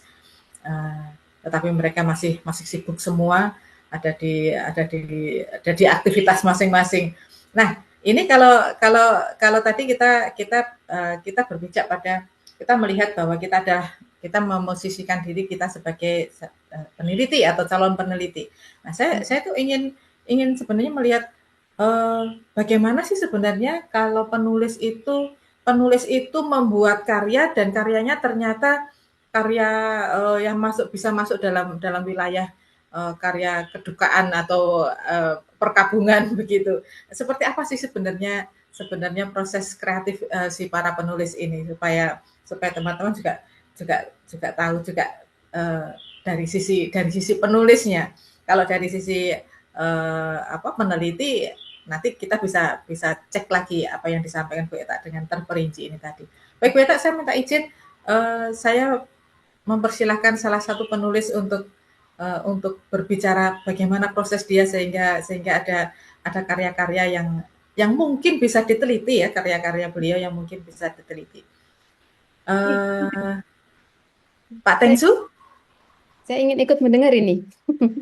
Ya, saya juga ingin ikut mendengar ini. Kalau kemarin kan Bu Aning sudah membacakan punyanya Jokpin, ya, Joko Pinurbo. Nah, kita kan tidak bisa menghadirkan Jokpin di sini, gawat ini kalau menghadirkan Jokpin. Tetapi ini ada Pak Tengsu Cahyono yang penulis dan penulis puisi dan pentigraf juga, dan banyak banyak kejutan di dalam pentigraf itu, banyak kejutan duka sebenarnya, kejutan kesedihan di dalam pentigraf itu, karena memang kata kata kuncinya itu juga. Pak Tengsu, sudah ada ini Pak Tengsu, ayo berbagi sedikit Pak Tengsu, supaya nanti ini melengkapi Bu Eta ini. Saya pengen tahu kalau dari sisi menulisnya seperti apa, karena Bu Eta tadi sudah luar biasa menyajikan. Silakan Pak Tengsu. Mas Ferry minta tolong suaranya Pak Tengsu diaktifkan. Sudah diaktifkan, tinggal dari beliau. Pak Tengsu masih di mute, masih disenyapkan itu Pak Tengsu. Nah, sudah, silakan Pak Tengsu. Baik, Assalamualaikum warahmatullahi wabarakatuh. Waalaikumsalam warahmatullahi wabarakatuh. Terima kasih Mbak Endah ya, yang tiba-tiba meminta saya untuk memberikan komentar atas dasar pengalaman menulis ya. Bagi saya duka atau kehilangan ini merupakan sebuah keniscayaan ya, karena kalau kita sudah tinggal di dunia ini ya, mau tak mau kita hidup di dalam situasi antara suka dan duka. Jadi dua hal ini memang nggak dapat dipisahkan. Hanya seringkali banyak penyair yang karena berpikir bahwa emosi itu dekat dengan duka, maka puisi-puisi kedukaan ini seringkali dimunculkan. Tetapi saya juga sering mengatakan kepada mahasiswa saya bahwa puisi itu bukan tempat curhat ya. Bahwa sastra itu bukan tempat curhat tentang kedukaan kita ya. Jadi it's okay, duka itu nggak dapat dipisahkan dari hidup manusia. Tetapi yang terpenting adalah uh, karya-karya sastra yang mengandung duka ini sebetulnya adalah merupakan media reflektif dan media kontemplatif ya. Dua kata kunci ini penting. Bagaimanakah kita merespon duka itu secara positif? Bagaimanakah kita merespon duka itu sebagai bagian dari refleksi hidup kita itu. Jadi sebuah teks ya, yang bernuansa duka itu tidak boleh terhenti pada ungkapan-ungkapan kedukaan saja. Ya. Tidak boleh terhenti hanya pada ungkapan-ungkapan kehilangan. Ya. Artinya harus ada harapan, harus ada optimistis di dalam hidup ini. Gitu. Sehingga banyak puisi-puisi elegi, bisa banyak lagu-lagu yang bernuansa elegi, tapi juga tidak terhenti pada ekspresi kedukaan, tidak berhenti pada ekspresi kehilangan tadi. Jadi saya kira itu yang penting, sehingga di dalam puisi-puisi elegi itu kita diundang untuk merenungkan kesedihan, merenungkan kehidupan, merenungkan kematian dalam waktu yang terus berjalan itu. Dalam hidup kita yang tidak akan pernah berhenti. Jadi pada saat kita mengalami duka, kita mengalami suka juga sebetulnya, tapi kalau elegi memang lebih kepada kehilangan dan duka itu, kita memang wajib untuk merenungkan mengapa itu terjadi dan mengapa itu harus terjadi dan bagaimana ke depannya gitu. Jadi kalau saya menulis maka orientasi itu yang saya pakai. Ya. Artinya it's okay duka, it's okay luka, tetapi bagaimanakah saya secara pribadi merespon itu supaya kita tidak kehilangan arah di dalam menapai hidup ke depan yang memang hidup dan waktu itu tidak akan pernah berhenti gitu. Jangan sampai kita terkurung oleh duka, tertutup oleh luka, lalu kita terkubur di dalamnya. Itu yang nggak mungkin tidak bisa kita harapkan. Saya pikir itu kata-kata kunci. Saya kira semua penyair akan semua penyair novelis akan mengajarkan soal itu. Bahwa duka, luka, kehilangan, kesedihan, keniscayaan karena kita hidup di dunia. Tetapi mereka juga memberikan contoh bagaimanakah kita memiliki harapan ke depan, kebangkitan untuk menjadi lebih baik, nah, atau untuk siap menghadapi duka-duka baru di depan kita itu. Jadi kalau siap menghadapi duka, saya pikir nggak akan ada masalah dengan apa itu duka, apa itu kehilangan. Bahwa hidup kita itu pasti akan berada dalam episode-episode kehilangan, akan berada dalam episode-episode kedukaan.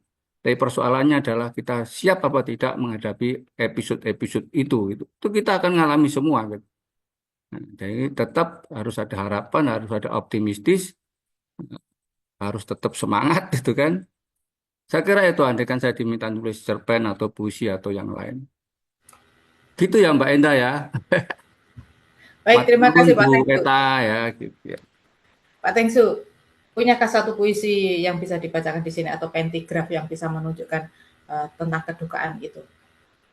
Terus saya harus diberi waktu untuk mencari. Gitu. Ya. Tidak bisa langsung. Gitu. 5 menit bisa Pak? Ya mungkin disiapkan untuk yang lain dulu. Saya coba cari-cari. Baik, ya nanti ya. Nanti saya jawab lagi Pak Tengsu. Baik, terima kasih Pak Tengsu. Saya ke Bu Eta lagi. Bu Eta, terima kasih banyak ini tadi. Saya belajarnya benar-benar saya cermati satu persatu ya Bu Eta. Teman-teman mahasiswa, kalau para dosen sudah di luar kepala nih kalau untuk penelitian-penelitian macam ini. Tetapi untuk para mahasiswa itu kan bagaimana langkah demi langkah itu kan penting, bagi saya juga sangat penting. Jadi kita bisa melihat cara Bu Eta bagaimana halaman demi halaman, dan yang saya suka tadi membuat periode. Ada waktu ketika narator ini berbicara, kemudian ketika flashback itu ditulis tahun-tahunnya, dan itu menjadi salah satu cara untuk memudahkan kita untuk membuat penelitian. Kalau flashback berarti tahunnya segini, logikanya seperti apa, dan kita bisa tahu itu. Kemudian ketika Bu Eta tadi membahas tentang apa yang disampaikan oleh Freud, kemudian satu persatu diberi warna-warna begitu. Nah, itu juga cara mudah untuk mengumpulkan data teman-teman mahasiswa. Cara-cara itu cara-cara sederhana, tetapi efektif sudahlah. Itu luar biasa. Terima kasih Bu Eta. Baik Bu Eta, saya ke pertanyaan teman-teman. Ini yang minggu lalu masih belum dibahas, itu pertanyaan dari Ibu Miranti. Ibu Miranti dari Universitas Negeri Jakarta. Bu Eta, Freud membedakan antara mourning berkabung sebagai respons normal terhadap kehilangan, sementara melankolia bisa mengarah pada kondisi patologis seperti depresi. Berdasarkan pengalaman Bu Miranti, depresi sering tidak hanya dipicu oleh kehilangan yang konkret, tetapi juga oleh kehilangan makna, harapan, dan dukungan emosional. Seperti tadi ketika si Miss Elliot yang seperti ini juga. Kemudian, bagaimana sastra dapat menjadi medium untuk memahami dan mengekspresikan bentuk-bentuk kehilangan yang lebih abstrak ini? Silahkan, Bu Eta. Ya, terima kasih Bu Miranti. Betul. Jadi kalau kita bicara dulu dari teorinya mourning and melancholy Freud itu. Jadi kalau mourning itu kalau menurut Freud proses bagaimana kita menghadapi kedukaan, bagaimana kita berkabung, proses psikologis itu relatif kita sadari. Artinya kita memang sadar bahwa kita sedang berkabung. Jadi pada menurut teori mourning Freud, mourning itu kan ketika kita kehilangan. Dan tadi seperti Ibu Miranti katakan, kehilangan itu tidak hanya kehilangan orang yang kita cintai kemudian meninggal, tapi juga bisa kehilangan makna, kehilangan harapan, kelihatan. Artinya ada kehilangan-kehilangan yang sifatnya abstrak. Pertama yang harus dilakukan begitu dalam ketika kita bergabung itu, prosesnya adalah kita pertama mengakui bahwa ya, memang faktanya memang sudah tidak ada. Jadi bahwa memang kalau lebih gampang memang ketika kehilangan itu lebih konkret dalam artian ketika seseorang meninggal kita kan tahu, oh ya, orang ini meninggal. Itu lebih konkret. Tapi kalau hal-hal yang kehilangan abstrak itu kan memang tidak konkret, tidak segera kelihatan, dan itu yang kemudian menjadi yang seringkali kemudian menciptakan kebingungan sebenarnya. Jadi kalau kita tahu, kalau lebih jelas begitu, kita tahu seseorang meninggal, maka kemudian work of mourning, jadi kerja berkabungnya ini mulai proses berkabung ini berjalan, maka kita kemudian mengingat-ingat. Jadi kalau biasanya kalau kita kehilangan seorang yang kita cintai begitu kan, kemudian kita akan mengingat kebaikan-kebaikan dia, dan itu menurut Freud menjadi salah satu proses yang kita jalani ketika kita bergabung. Jadi memori-memori kita tentang orang itu kemudian akan kita munculkan, kemudian satu persatu kemudian kita berusaha untuk melepaskan diri dari ingatan-ingatan itu. Jadi ingatan-ingatan yang baik, ingatan yang tentu saja menyenangkan, ketika diingat lagi kan pasti akan menyakitkan. Proses yang menyakitkan itu yang kemudian akan membantu kita untuk kemudian menyelesaikan masa pergabungan kita. Jadi setelah kemudian memori satu persatu itu kemudian diingat, diambil, kemudian dilepaskan, maka kemudian kita bisa melepaskan ikatan kita dengan objek yang sudah hilang tersebut, dan kemudian kita bisa menggantikannya dengan objek yang lain. Nah, ketika proses itu selesai, kalau proses itu selesai, maka kemudian kita menjadi sehat lagi. Artinya kita selesai bergabung dan kemudian kita bisa menerima bahwa ya sudahlah, kita bisa meneruskan hidup, mudahnya begitu. Hanya saja, menurut Freud di melankolia, jadi ada saat-saat, ada kemungkinan kita itu sebenarnya ketika kita juga nggak paham sebenarnya yang hilang itu apa. Jadi contohnya, misalnya ketika misalnya kita kehilangan seorang yang kita cintai, orang tua misalnya, kita tahu secara sadar kita tahu bahwa ya kita kehilangan orang tua. Tapi orang tua itu kan tidak semata-mata hanya orang tua secara fisik ada, tapi ada banyak hal yang melekat di dalam orang tua itu, bahwa status orang tua itu kan berarti mungkin jelas kita merasa keamanan, kita merasa bahwa kita dicintai, ada banyak hal yang kadang-kadang kita itu tidak paham apa, jadi secara psikis, dan ini kalau melankolia itu terjadi lebih secara unconscious, jadi di alam bawah sadar kita, kalau menurut Freud, kita nggak tahu pasti apa sih sebenarnya yang hilang. Sehingga karena kemudian ada kebingungan di situ, maka kemudian kita tidak bisa melepaskan ikatan kita dengan objek yang sudah hilang tersebut, dan kemudian kita cenderung menyalahkan diri sendiri. Jadi saya yakin sebagian besar dari kita mengalami kalau misalnya pada usia-usia sekarang kan orang tua sudah banyak yang sudah meninggal begitu. Jadi ketika ibu saya meninggal begitu, saya kok wingi aku rak ngene ya, kok rak ngono gitu. Ada banyak hal yang kemudian harusnya saya melakukan ini, harusnya saya melakukan itu, tidak. Nah, kalau itu diteruskan, itu secara sadar saya merasa bahwa ya harusnya kemarin begini. Tapi kemudian secara sadar sudahlah, ya sudah, nggak apa-apa, begitu kan. Tapi kalau seandainya itu tidak kita sadari, maka kita akan cenderung menyalahkan diri sendiri. Kita kemudian berusaha untuk menghukum diri kita sendiri.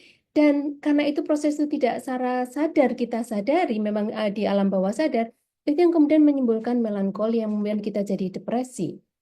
Dan itu memang lebih rawan terjadi ketika kehilangan itu sifatnya abstrak.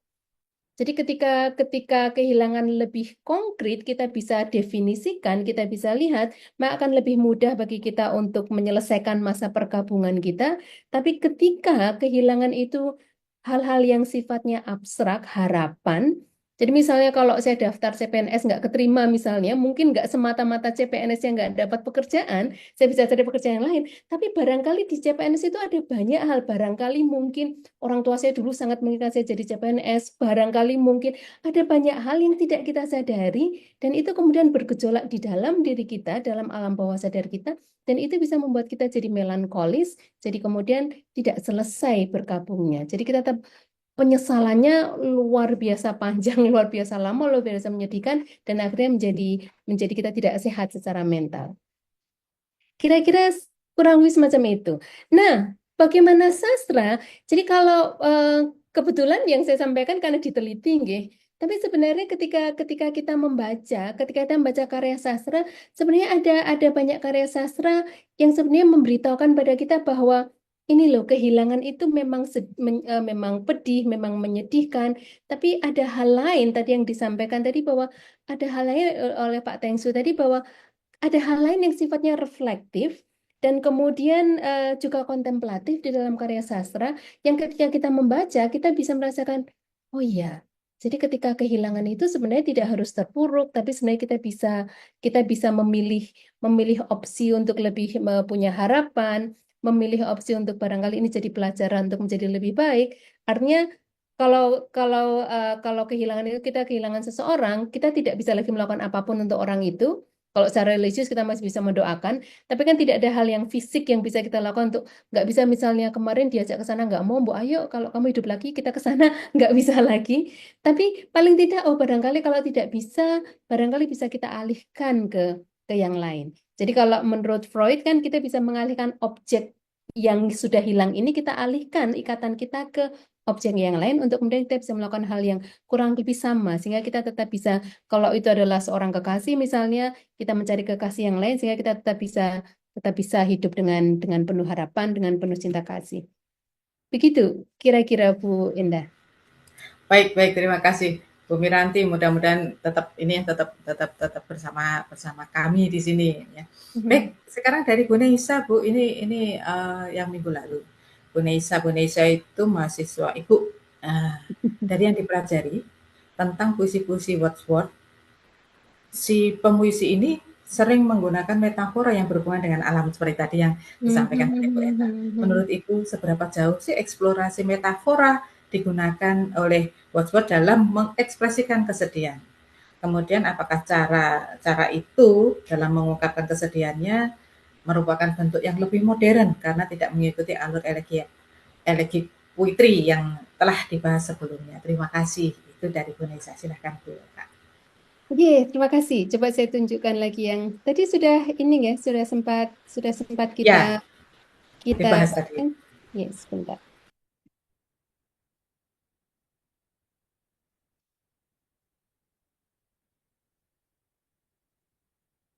Jadi kalau kita mengambil contoh tadi pada puisi Two April Mornings,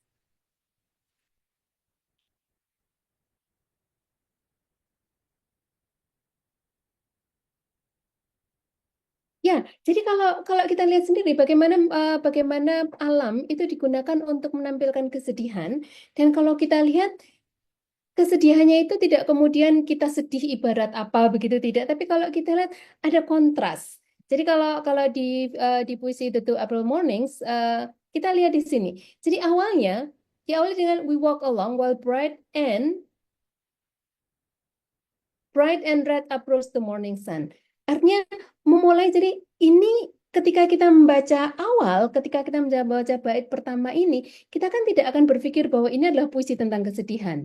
Jadi justru yang muncul dalam benak kita adalah sebuah kebahagiaan karena jalan-jalan pagi hari, matahari baru saja terbit, bright and red, approach the morning sun. Jadi matahari baru saja terbit, kemudian jalan-jalan, dan kemudian kita lihat through the grass and by the steaming rills. Ini betul-betul suasana itu menyenangkan. Kita bisa bayangkan, dan ini spring. Jadi ini yang mungkin agak tidak selalu ada padanannya dengan negara tropis kita.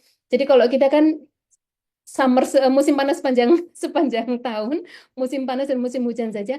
Tapi kalau di negara 4 musim kan akan sangat kelihatan. Suasananya akan berbeda ketika spring dengan summer, dengan winter, dengan fall. Sehingga musim itu sering dipakai oleh para penyair dari negara 4 musim untuk menunjukkan, untuk mewakili kehidupan. Jadi kalau kematian itu biasanya kemudian fall. Karena kan kemudian daun-daun berguguran, kemudian rumput mulai coklat begitu mengering sebelum kemudian kematian itu sendiri ada di winter. Tapi kalau ini spring itu kalau di dalam kalau karya sastra di negara 4 musim, spring itu menunjukkan awal kehidupan. Dan kita lihat spring, tapi kemudian beneath so beautiful a sun, so sad a sigh has brought. Jadi ini kemudian kontras. Kalau suasana begitu menyenangkan semacam ini, kenapa kok menghela nafas dan kelihatan sedih? Dan kemudian ketika dia menjawab, kita lihat tidak langsung menjawab, ini loh saya ingat. Jadi bedanya puisi dengan baca percakapan itu, kalau baca percakapan, kenapa sih kamu? Ya sih lagi bete begini begitu, langsung dijawab. Tapi kalau puisi, kalau kita lihat di sini, balik lagi menggunakan alam. Jadi a second time did Matthew, kita lihat kemudian dia melihat lagi ke gunung, kemudian dia melihat awan, dan kemudian dia menjelaskan, mendeskripsikan awan tersebut. Such colors and no other were in the sky that April morning. Dia mau mengatakan, berarti mereka berjalan di bulan April, suatu pagi di bulan April, musim semi, dan kemudian itu mengingatkan dia pada satu pagi di bulan April di musim semi juga. Dan itu adalah saat ketika kemudian dia sampai, ketika dia jalan-jalan, jadi mereka berdua jalan-jalan, Matthew dengan si speaker ini, dan kemudian si Matthew bercerita kalau perjalanan ini, jalan-jalan pagi hari, itu mengingatkan dia suatu pagi di musim yang sama, tapi sudah 30 tahun yang lalu, dan yang digunakan adalah alam.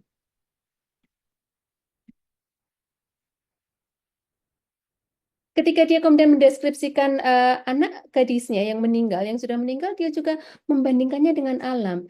Nightingale. Jadi ini adalah burung yang bunyinya sangat merdu, dan ketika mendengar suara nightingale itu memang ada rasa senang, ada rasa khusyuk yang muncul dalam diri kita. Dan ketika kemudian dia membandingkan, ketika dia mendeskripsikan si gadis kecil yang dia temui, ketika dia ada di sebelah makam anak-anaknya, bahwa gadis kecil itu juga bahagianya si gadis kecil itu, bagaimana bebasnya dia, bahagianya dia itu seperti waves that dances on the sea, seperti ombak begitu. Tentu saja bukan ombak ketika badai ya, tapi ombak yang kalau kita pergi ke pantai yang ketika sedang tenang, ketika pagi yang tenang begitu, ombaknya itu kan menyenangkan kan untuk dilihat. Jadi apakah ini kemudian menunjukkan bahwa ini adalah cara yang relatif modern dibandingkan elegi secara tradisional? Bisa jadi ya. Karena kalau kita lihat misalnya, jadi sebenarnya tradisional elegy itu kan betul-betul harus cenderung sesuai dengan tadi yang polanya tadi. Jadi pertama harus meratap dulu, kemudian akan kemudian dipuji-puji orang yang sudah meninggal, baru kemudian kita menerima. Tapi itu beberapa puisi di era romantis ada yang semacam itu. Jadi Adonis dari Shelley begitu. Jadi ketika John Keats meninggal, maka kemudian dia mulai dengan ratapan. Adonis sudah tidak ada John Keats. Jadi sebenarnya Adonis adalah John Keats. Dia kemudian meratapi dulu kehilangan itu, kemudian memuji-muji, dan kemudian akhirnya menerima. Tapi kalau kita lihat pada misalnya tadi pada contoh yang pertama, yang Surprised by Joy tidak tepat sama seperti polanya, dan kemudian pembagiannya juga tidak tepat sama. Jadi bisa dianggap sebagai salah satu cara yang relatif lebih modern untuk menciptakan puisi elegi, iya. Begitu jawaban saya, Mbak Indah. Baik, terima kasih Bu Eta. Sudah lengkap ini karena sudah dibahas minggu lalu dan hari ini juga sudah diulang lagi oleh Bu Eta. Bu Eta, ini ada pertanyaan dari Pak Dipa, tapi lebih baik Pak Dipa diskusi saja Pak Dipa ya. Pak Dipa Mari langsung kita saja. diskusi. Silakan Pak Dipa. Pak Tengsu baca puisi dulu. Pak Tengsu sudah nemu belum? Belum, Bang. Pak Dipa dulu aja Pak. Nanti Pak Tengsu terakhir. Iya, mohon Setelah maaf kalau Pak terima kasih atas kesempatan yang diberikan. Mohon maaf kalau di kolom chat tadi satu pertanyaan, ini ada dua. Yang pertama, Sigmund Freud itu kan terkenal manipulatif di dalam teori-teorinya ya, dan itu sudah banyak yang membuktikan, banyak artikel yang menunjukkan Freud itu memang pandai bernarasi, beberapa teorinya itu muncul dari spekulasi, manipulasi data dan seterusnya. Kalau tidak keliru, termasuk teori Freud yang di Mourning and Melancholia itu juga kemudian dia revisi lagi kan karena ada kritik dan seterusnya. Lah itu apakah Ibu juga aware tentang itu? Kemudian kalau memang iya, kira-kira bakal mempengaruhi pembacaan tadi tidak? Terus yang kedua, puisi ini ya, To Morning April sini atau To April Morning sini, ini mengingatkan saya puisi Wordsworth yang lain yang ya memang Wordsworth memang terkenal tradisi romantik ya. I Wander Lonely as a Cloud, kemudian yang Daffodils itu termasuk ada beberapa diksi yang muncul ya, termasuk tentang berdansa kan Daffodilsnya juga begitu. Menurut Ibu bagaimana? Ini apakah ini ya memang sekali lagi memang sebagaimana kita tahu tradisi romantik memang seperti itu. Kita juga mendapati itu di dalam sastra Indonesia. Nah, ini kebetulan sastra Indonesianya itu ada tulisan Eveling yang tradisi romantik penyair contohnya Yamin dan kawan-kawan Muhammad Yamin itu kan juga begitu.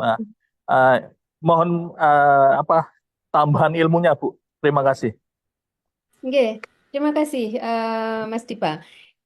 Freud, ya betul. Freud memang kalau kita bicara Freud, itulah kenapa sebenarnya kalau kita bicara khususnya Freud ya, ahli-ahli yang lain pun sebenarnya juga begitu. Jadi itulah pentingnya kenapa pentingnya ketika kita mengambil teori, kita melihat teori itu muncul kapan. Jadi kalau misalnya kalau kita bicara Freud sebagai bapak psikoanalisa, bahkan ketika dia bicara tentang human psyche, tentang jiwa manusia itu kan juga teorinya berkembang. Jadi awalnya belum ada ego superego, tapi kemudian muncul ego superego, artinya ada perkembangan. Untuk Mourning and Melancholia juga saya belum membaca. Saya belum membaca, artinya saya belum melihat, membaca bagaimana Freud kemudian merubah teori Mourning and Melancholia. Tapi apakah ada revisi, ada kritik? Jelas. Artinya teori apapun pasti akan dikritik.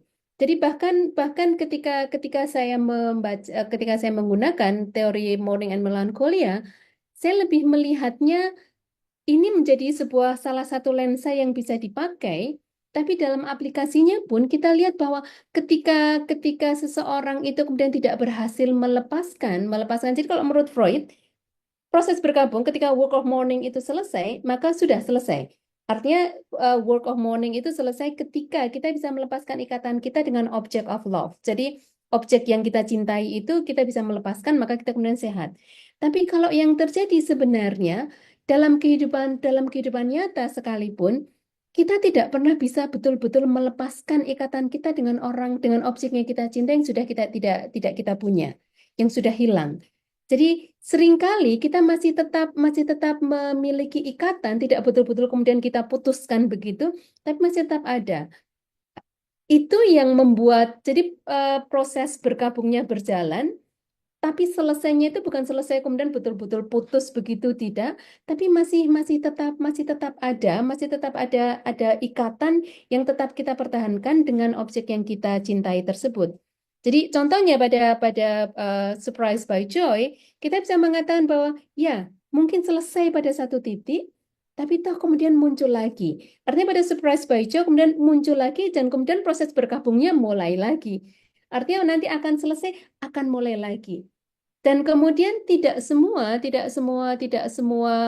tidak semua kasus ketika seorang bergabung dan tidak bisa melepaskan ikatan dengan objek yang disayang itu kemudian menjadi melankolia. Pada 2 April's Morning, si Matthew ini dia masih tetap mencintai anak gadisnya, anaknya, bahkan lebih mencintai karena dia sudah tidak ada. Dan kemudian ketika dia menolak untuk mencari pengganti, kalau ada objek yang bisa dijadikan pengganti, dia menolak. Tapi toh dia tetap bisa menjalankan hidupnya dia bisa meneruskan hidupnya. Jadi, jadi kalau saya ditanya apakah saya sudah membaca bagaimana revisinya, saya belum betul-betul membaca bagaimana Freud merevisi untuk Mourning and Melancholia. Tapi ada beberapa kritik yang sudah mengkritik. Jadi ada beberapa kritikus yang sudah mengkritik Mourning and Melancholia ini karena enggak sepenuhnya benar. Dan artinya itu sebenarnya sama untuk semua teori, pasti ada kelebihan dan ada kekurangan. Dan dengan yang saya contohkan tadi memang kelihatan bahwa ya tidak selalu ketika kita tidak bisa melepaskan ikatan kita dengan objek yang kita cintai maka akan menjadi melankolia. Itu untuk yang pertama. Untuk pertanyaan yang kedua, ya Wordsworth memang tadi yang Mas Diba sebutkan I Wonder Lonely as a Cloud, betul. Jadi kan melihat daffodil begitu kemudian membayangkan seolah-olah kalau di puisi I Wonder Lonely as a Cloud itu ketika melihat bunga daffodil yang menari-nari begitu, kemudian jadi ingat seperti bintang-bintang di langit, kemudian juga seperti riak-riak ombak di lautan. Ya memang itu salah satu ciri khas Wordsworth ketika dia menggunakan alam untuk membahas apapun. Jadi kalau pada I Wandered Lonely as a Cloud itu kan lebih ke bagaimana ketika kita menyatu dengan alam itu bisa, bahkan ketika kita tidak sedang berada di alam, ketika si penyair itu sedang sendirian di rumah, sedang tidak menyatu dengan alam, tapi ketika dia mengingat bagaimana saat dia menyatu dengan alam itu akan memberikan kebahagiaan juga. Nah, di dalam puisi-puisi elegis yang dia tulis, jadi alam itu bisa dipakai untuk menunjukkan, mewujudkan rasa kepedihan, rasa sedih, tapi bisa juga kemudian dipakai untuk menunjukkan adanya harapan. Jadi pada 2 April Mornings, ketika speaker mengatakan Matthew itu sudah tidak ada, tapi kan tetap di situ walaupun tidak eksplisit, ada juga harapan bahwa ya berarti hidup jalan terus. Ketika si Matthew ini melihat si gadis kecil, itu sudah 30 tahun sebelumnya, tapi tahu dia bisa menjalani 30 tahun hidupnya dan tetap menjadi seorang laki-laki yang produktif menjadi kepala sekolah. Begitu, Mas Dipa, semoga menjawab. Enggak, Mbak Indah? Terima kasih. Sama-sama. Baik, terima kasih Pak Dipa, terima kasih Bu Eta. Bu Eta, satu pertanyaan lagi ya sebelum ke Pak Tengsu. Ini dari Bu Dina, Bu Dian, penulis dari Ngawi. Bu Eta, sastra elegis ini secara sederhananya apa sih? ini bagi saya tidak ada istilah lain selain sastra elegis, tapi tidak tahu nanti Bu Eta punya jawaban sendiri. Lalu misalnya ada cerita tentang trauma anak akibat pola pengasuhan sehingga menjadikannya menyimpan duka traumatis hingga kehilangan jati diri. Apakah ini bisa dimasukkan dalam sastra elegis? Silakan Bu Eta. Oke, kalau secara umum berarti tadi kalau definisinya kan berarti elegis itu segala sesuatu yang intinya duka, kesedihan, kehilangan itu bisa masuk dalam sastra elegis. Begitu ya Mbak Endang ya.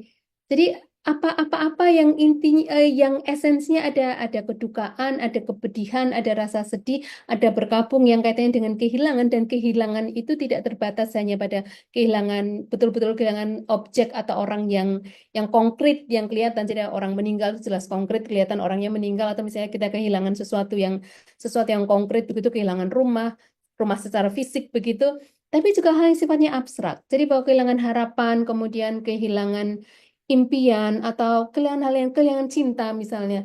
Jadi kalau misalnya putus dengan pacar itu iya orangnya tidak ada, tapi kan tidak semata-mata orangnya tidak ada lagi dengan kita, tapi kan juga bahwa ada banyak hal yang abstrak yang mengikuti kehilangan itu, bahwa tidak ada lagi yang diajak ngobrol misalnya, tidak ada lagi yang disayangi, itu juga bentuk kehilangan.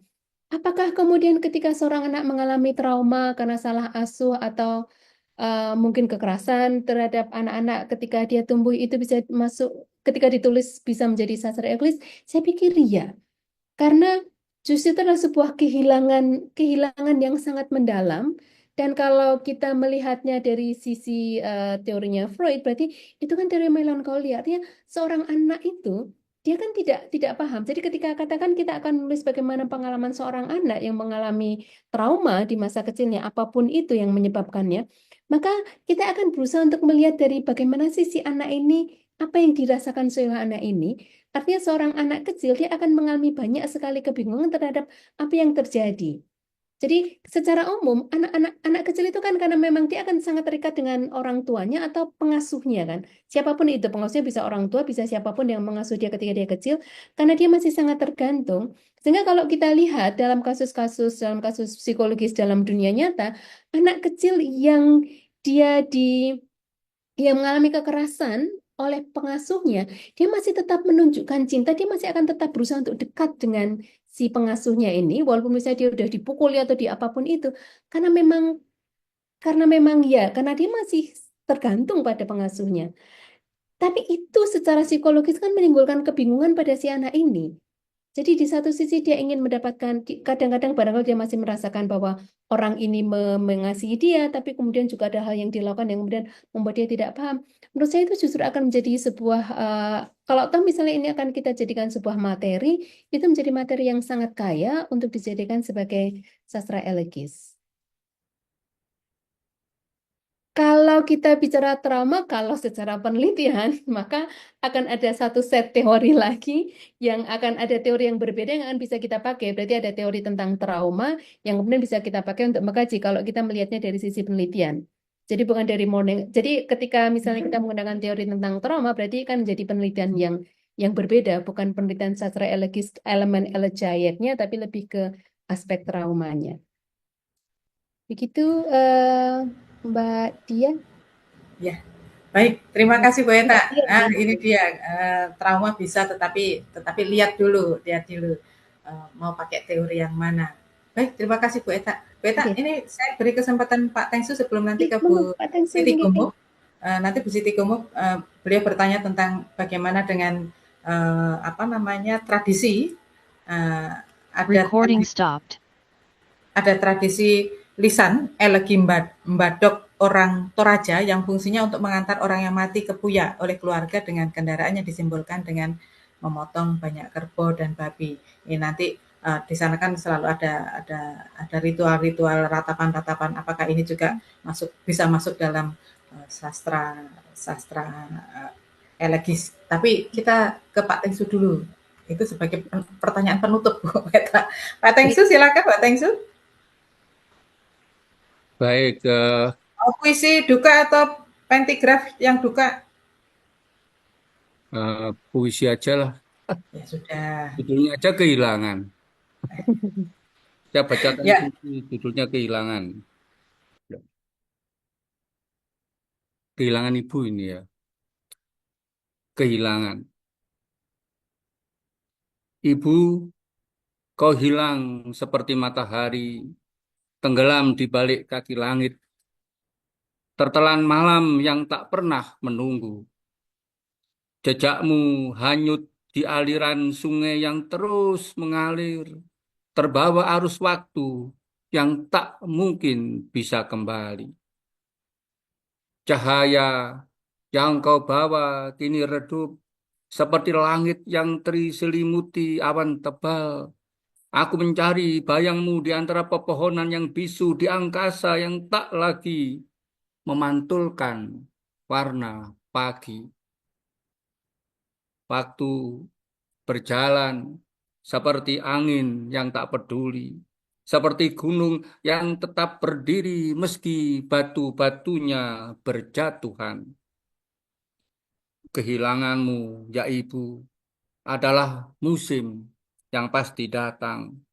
Namun aku masih menunggu hujan yang mengirimkan harapan di tanah yang kering, di bawah langit yang selalu terbentang.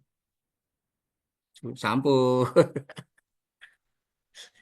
Baik, Terima keren. kasih. Terima kasih Pak Tengsu. Ini elegi ya. Bu Eta, kalau mendengar sekilas begini, ini sejajar dengan metafora yang tadi, enggak Bu Eta? Iya, iya, Wordsworth kalah ini. Tadi kan Pak Tengsu menyebutkan tentang memulai dari apa ya, kehilangan seperti matahari tenggelam, kemudian malam, detukan aliran jantung, sungai. iya, aliran sungai, betul-betul, betul-betul apa ya? Jadi terasa sekali kepedihannya, kehilangannya. Tapi kemudian juga di akhir masih tadi, ini kok reflektif kontemplatif, masih ada harapan, masih jadi musim yang hilang, tapi masih berharap hujan, membasahi tanah yang kering. Luar biasa Pak Tengsu. Ya, Ya, ini betul-betul karya elegis yang tadi tidak hanya meratap saja, tapi ya, juga ada itu kontemplasi, ada refleksi, ada harapan yang masih. itu yang Memang saya kepedihan itu maksudkan. luar biasa, tapi kita masih bisa tetap hidup begitu, nggih? Oke. Pak Tengsu, ketika membuat puisi ini terpikirkah bahwa teori Freud itu akan digunakan, kemudian ada ini, ada itu, terpikir enggak Nah, Pak Tengsu? kalau penyair mikir teori malah gak jadi puisi gitu loh. Jadi teori Freud itu urusan para penganalisis, para kritikus, para pengamat, tapi bukan urusan para penyair ya. Jadi tetapi bahwa ternyata bahwa apa namanya motif-motif eh, seperti yang diteorikan oleh Freud tadi itu memang ada dalam setiap orang sebetulnya, bukan hanya dalam diri penyair ya. Hanya bedanya inilah bahasa penyair. Mungkin nanti seorang anak yang kehilangan ibunya, mungkin dia juga akan meratap dalam hidup sehari-hari tanpa disadari teori Freud masuk juga di situ gitu. Jadi, tetapi proses ini saya selalu mengatakan penyair mikir teori sudah nggak jadi puisi lama mikirnya nanti malah ya, kira gitu ya. Baik, itu ada di buku puisi apa Pak Tengsu?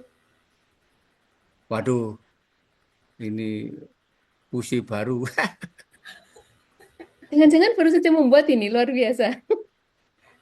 Sudah lama tapi masih masih belum masuk dalam rencana diterbitkan ya belum. Ya. Baik, ini teman-teman mahasiswa ini sudah ada bahannya nih, tinggal menunggu Pak Tengsu Ya. deklarasikan bukunya. Saya terinspirasi untuk bikin elegi nih ya. Ya, ya, ya. Makasih. Baik, terima kasih Pak Tengsu, terima kasih. Bu Eta, ini pertanyaan terakhir yang tadi Bu Titi. Bagaimana ritual tradisi itu sastra lisan bisa dimasukkan di dalam sastra elegis? Silakan Bu. Oke, matur nuwun. Jadi Bu Siti Komo, jadi apakah kajian sastra lisan elegi Mabadok Orang Toraja fungsi untuk mengantar orang yang mati ke Puya oleh keluarga dengan darah? Ini bagian dari the work of mourning kalau menurut saya. Artinya jadi kalau kita bicara teori Freud kan memang secara psikologi kan, secara psikoanalisa. Jadi apa yang kita lakukan dalam diri kita secara psikis, secara kejiwaan untuk kita bisa menerima kehilangan itu dan kemudian bisa melanjutkan hidup begitu. Nah, sementara berkabung itu kan tadi beda antara, jadi kalau mourning itu merupakan social expression ketika kita melihat ini sastra lisan elegi Mabadok ini kan berarti menjadi salah satu contoh dari definisi berkabung yang merupakan sebuah ekspresi sosial. Artinya masing-masing budaya itu akan punya cara yang berbeda-beda untuk menunjukkan bagaimana cara dia bergabung. Jadi kalau di Toraja ini berarti kemudian dengan menyembelih hewan, dengan mengadakan perayaan, dengan kemudian menyanyikan atau melafalkan puisi-puisi elegis. Sementara kalau kita lihat di Bali kurang lebih juga sama kan dengan prosesi ngaben itu di mana kemudian ada arak-arakan dan sebagainya. Yang sederhana dari Jawa adalah ketika orang meninggal, kemudian yang Muslim itu kemudian memanggil pengajian sehari 3 hari dan kemudian melantunkan ayat-ayat suci atau pujian-pujian pada Nabi Muhammad misalnya begitu. Itu menurut saya juga bagian dari sastra elegis sebenarnya, sastra lisan. Karena sebenarnya eh, berkabung itu kan bisa mewujud dalam banyak hal. Dan kalau kita bicara sastra, kita kan tidak membatasi sastra yang tertulis saja, tapi juga sastra lisan. Dan ketika kita bicara sastra lisan, berarti juga bisa mewujud dalam banyak hal. Apakah dalam cerita rakyat, atau dalam puisi, atau dalam hal-hal yang bahkan dalam lagu, dalam pantun. Jadi, ya menurut saya itu pun termasuk sastra elegis yang bisa kemudian kita kaji. bukan pada praktek ketika dia ininya ya ketika menyembelih, tapi barangkali bahkan ketika menyembelih hewan-hewan tersebut mungkin juga ada lantunan syair yang dinyanyikan atau dinyatakan ketika melakukan ritual tersebut. Begitu Bu Siti Komo, semoga menjawab pertanyaan. Baik, terima kasih Bu Eta. Ini pertanyaan harus habis harus habis karena tinggal 2 menit. Terima kasih banyak Bu Eta. Ini Bu Dian Trisnawati menitip salam buat Pak Tengsu untuk Pak, mari bikin kolaborasi puisi. Ah, silakan nanti japri dengan Pak Tengsu. Nanti kalau enggak punya nomornya ke saya saja dulu Bu Dian.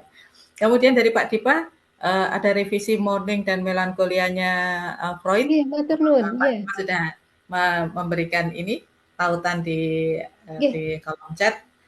Bapak Ibu, teman-teman mahasiswa silakan unduh. Baik, terima kasih Bu Eta. Oh, ini luar biasa 2 kali pertemuan dan ini mencerahkan betul sesuatu yang baru bagi saya. Saya banyak belajar Bu Eta. Matur nuwun. Nggih. Terima kasih. Sebelum saya tutup, nomor 1 foto, nomor 2 nanti ditutup Pak Tomo supaya saya tidak lupa fotonya. Silakan Mas Ferry. Baik Bu Endah, terima kasih banyak.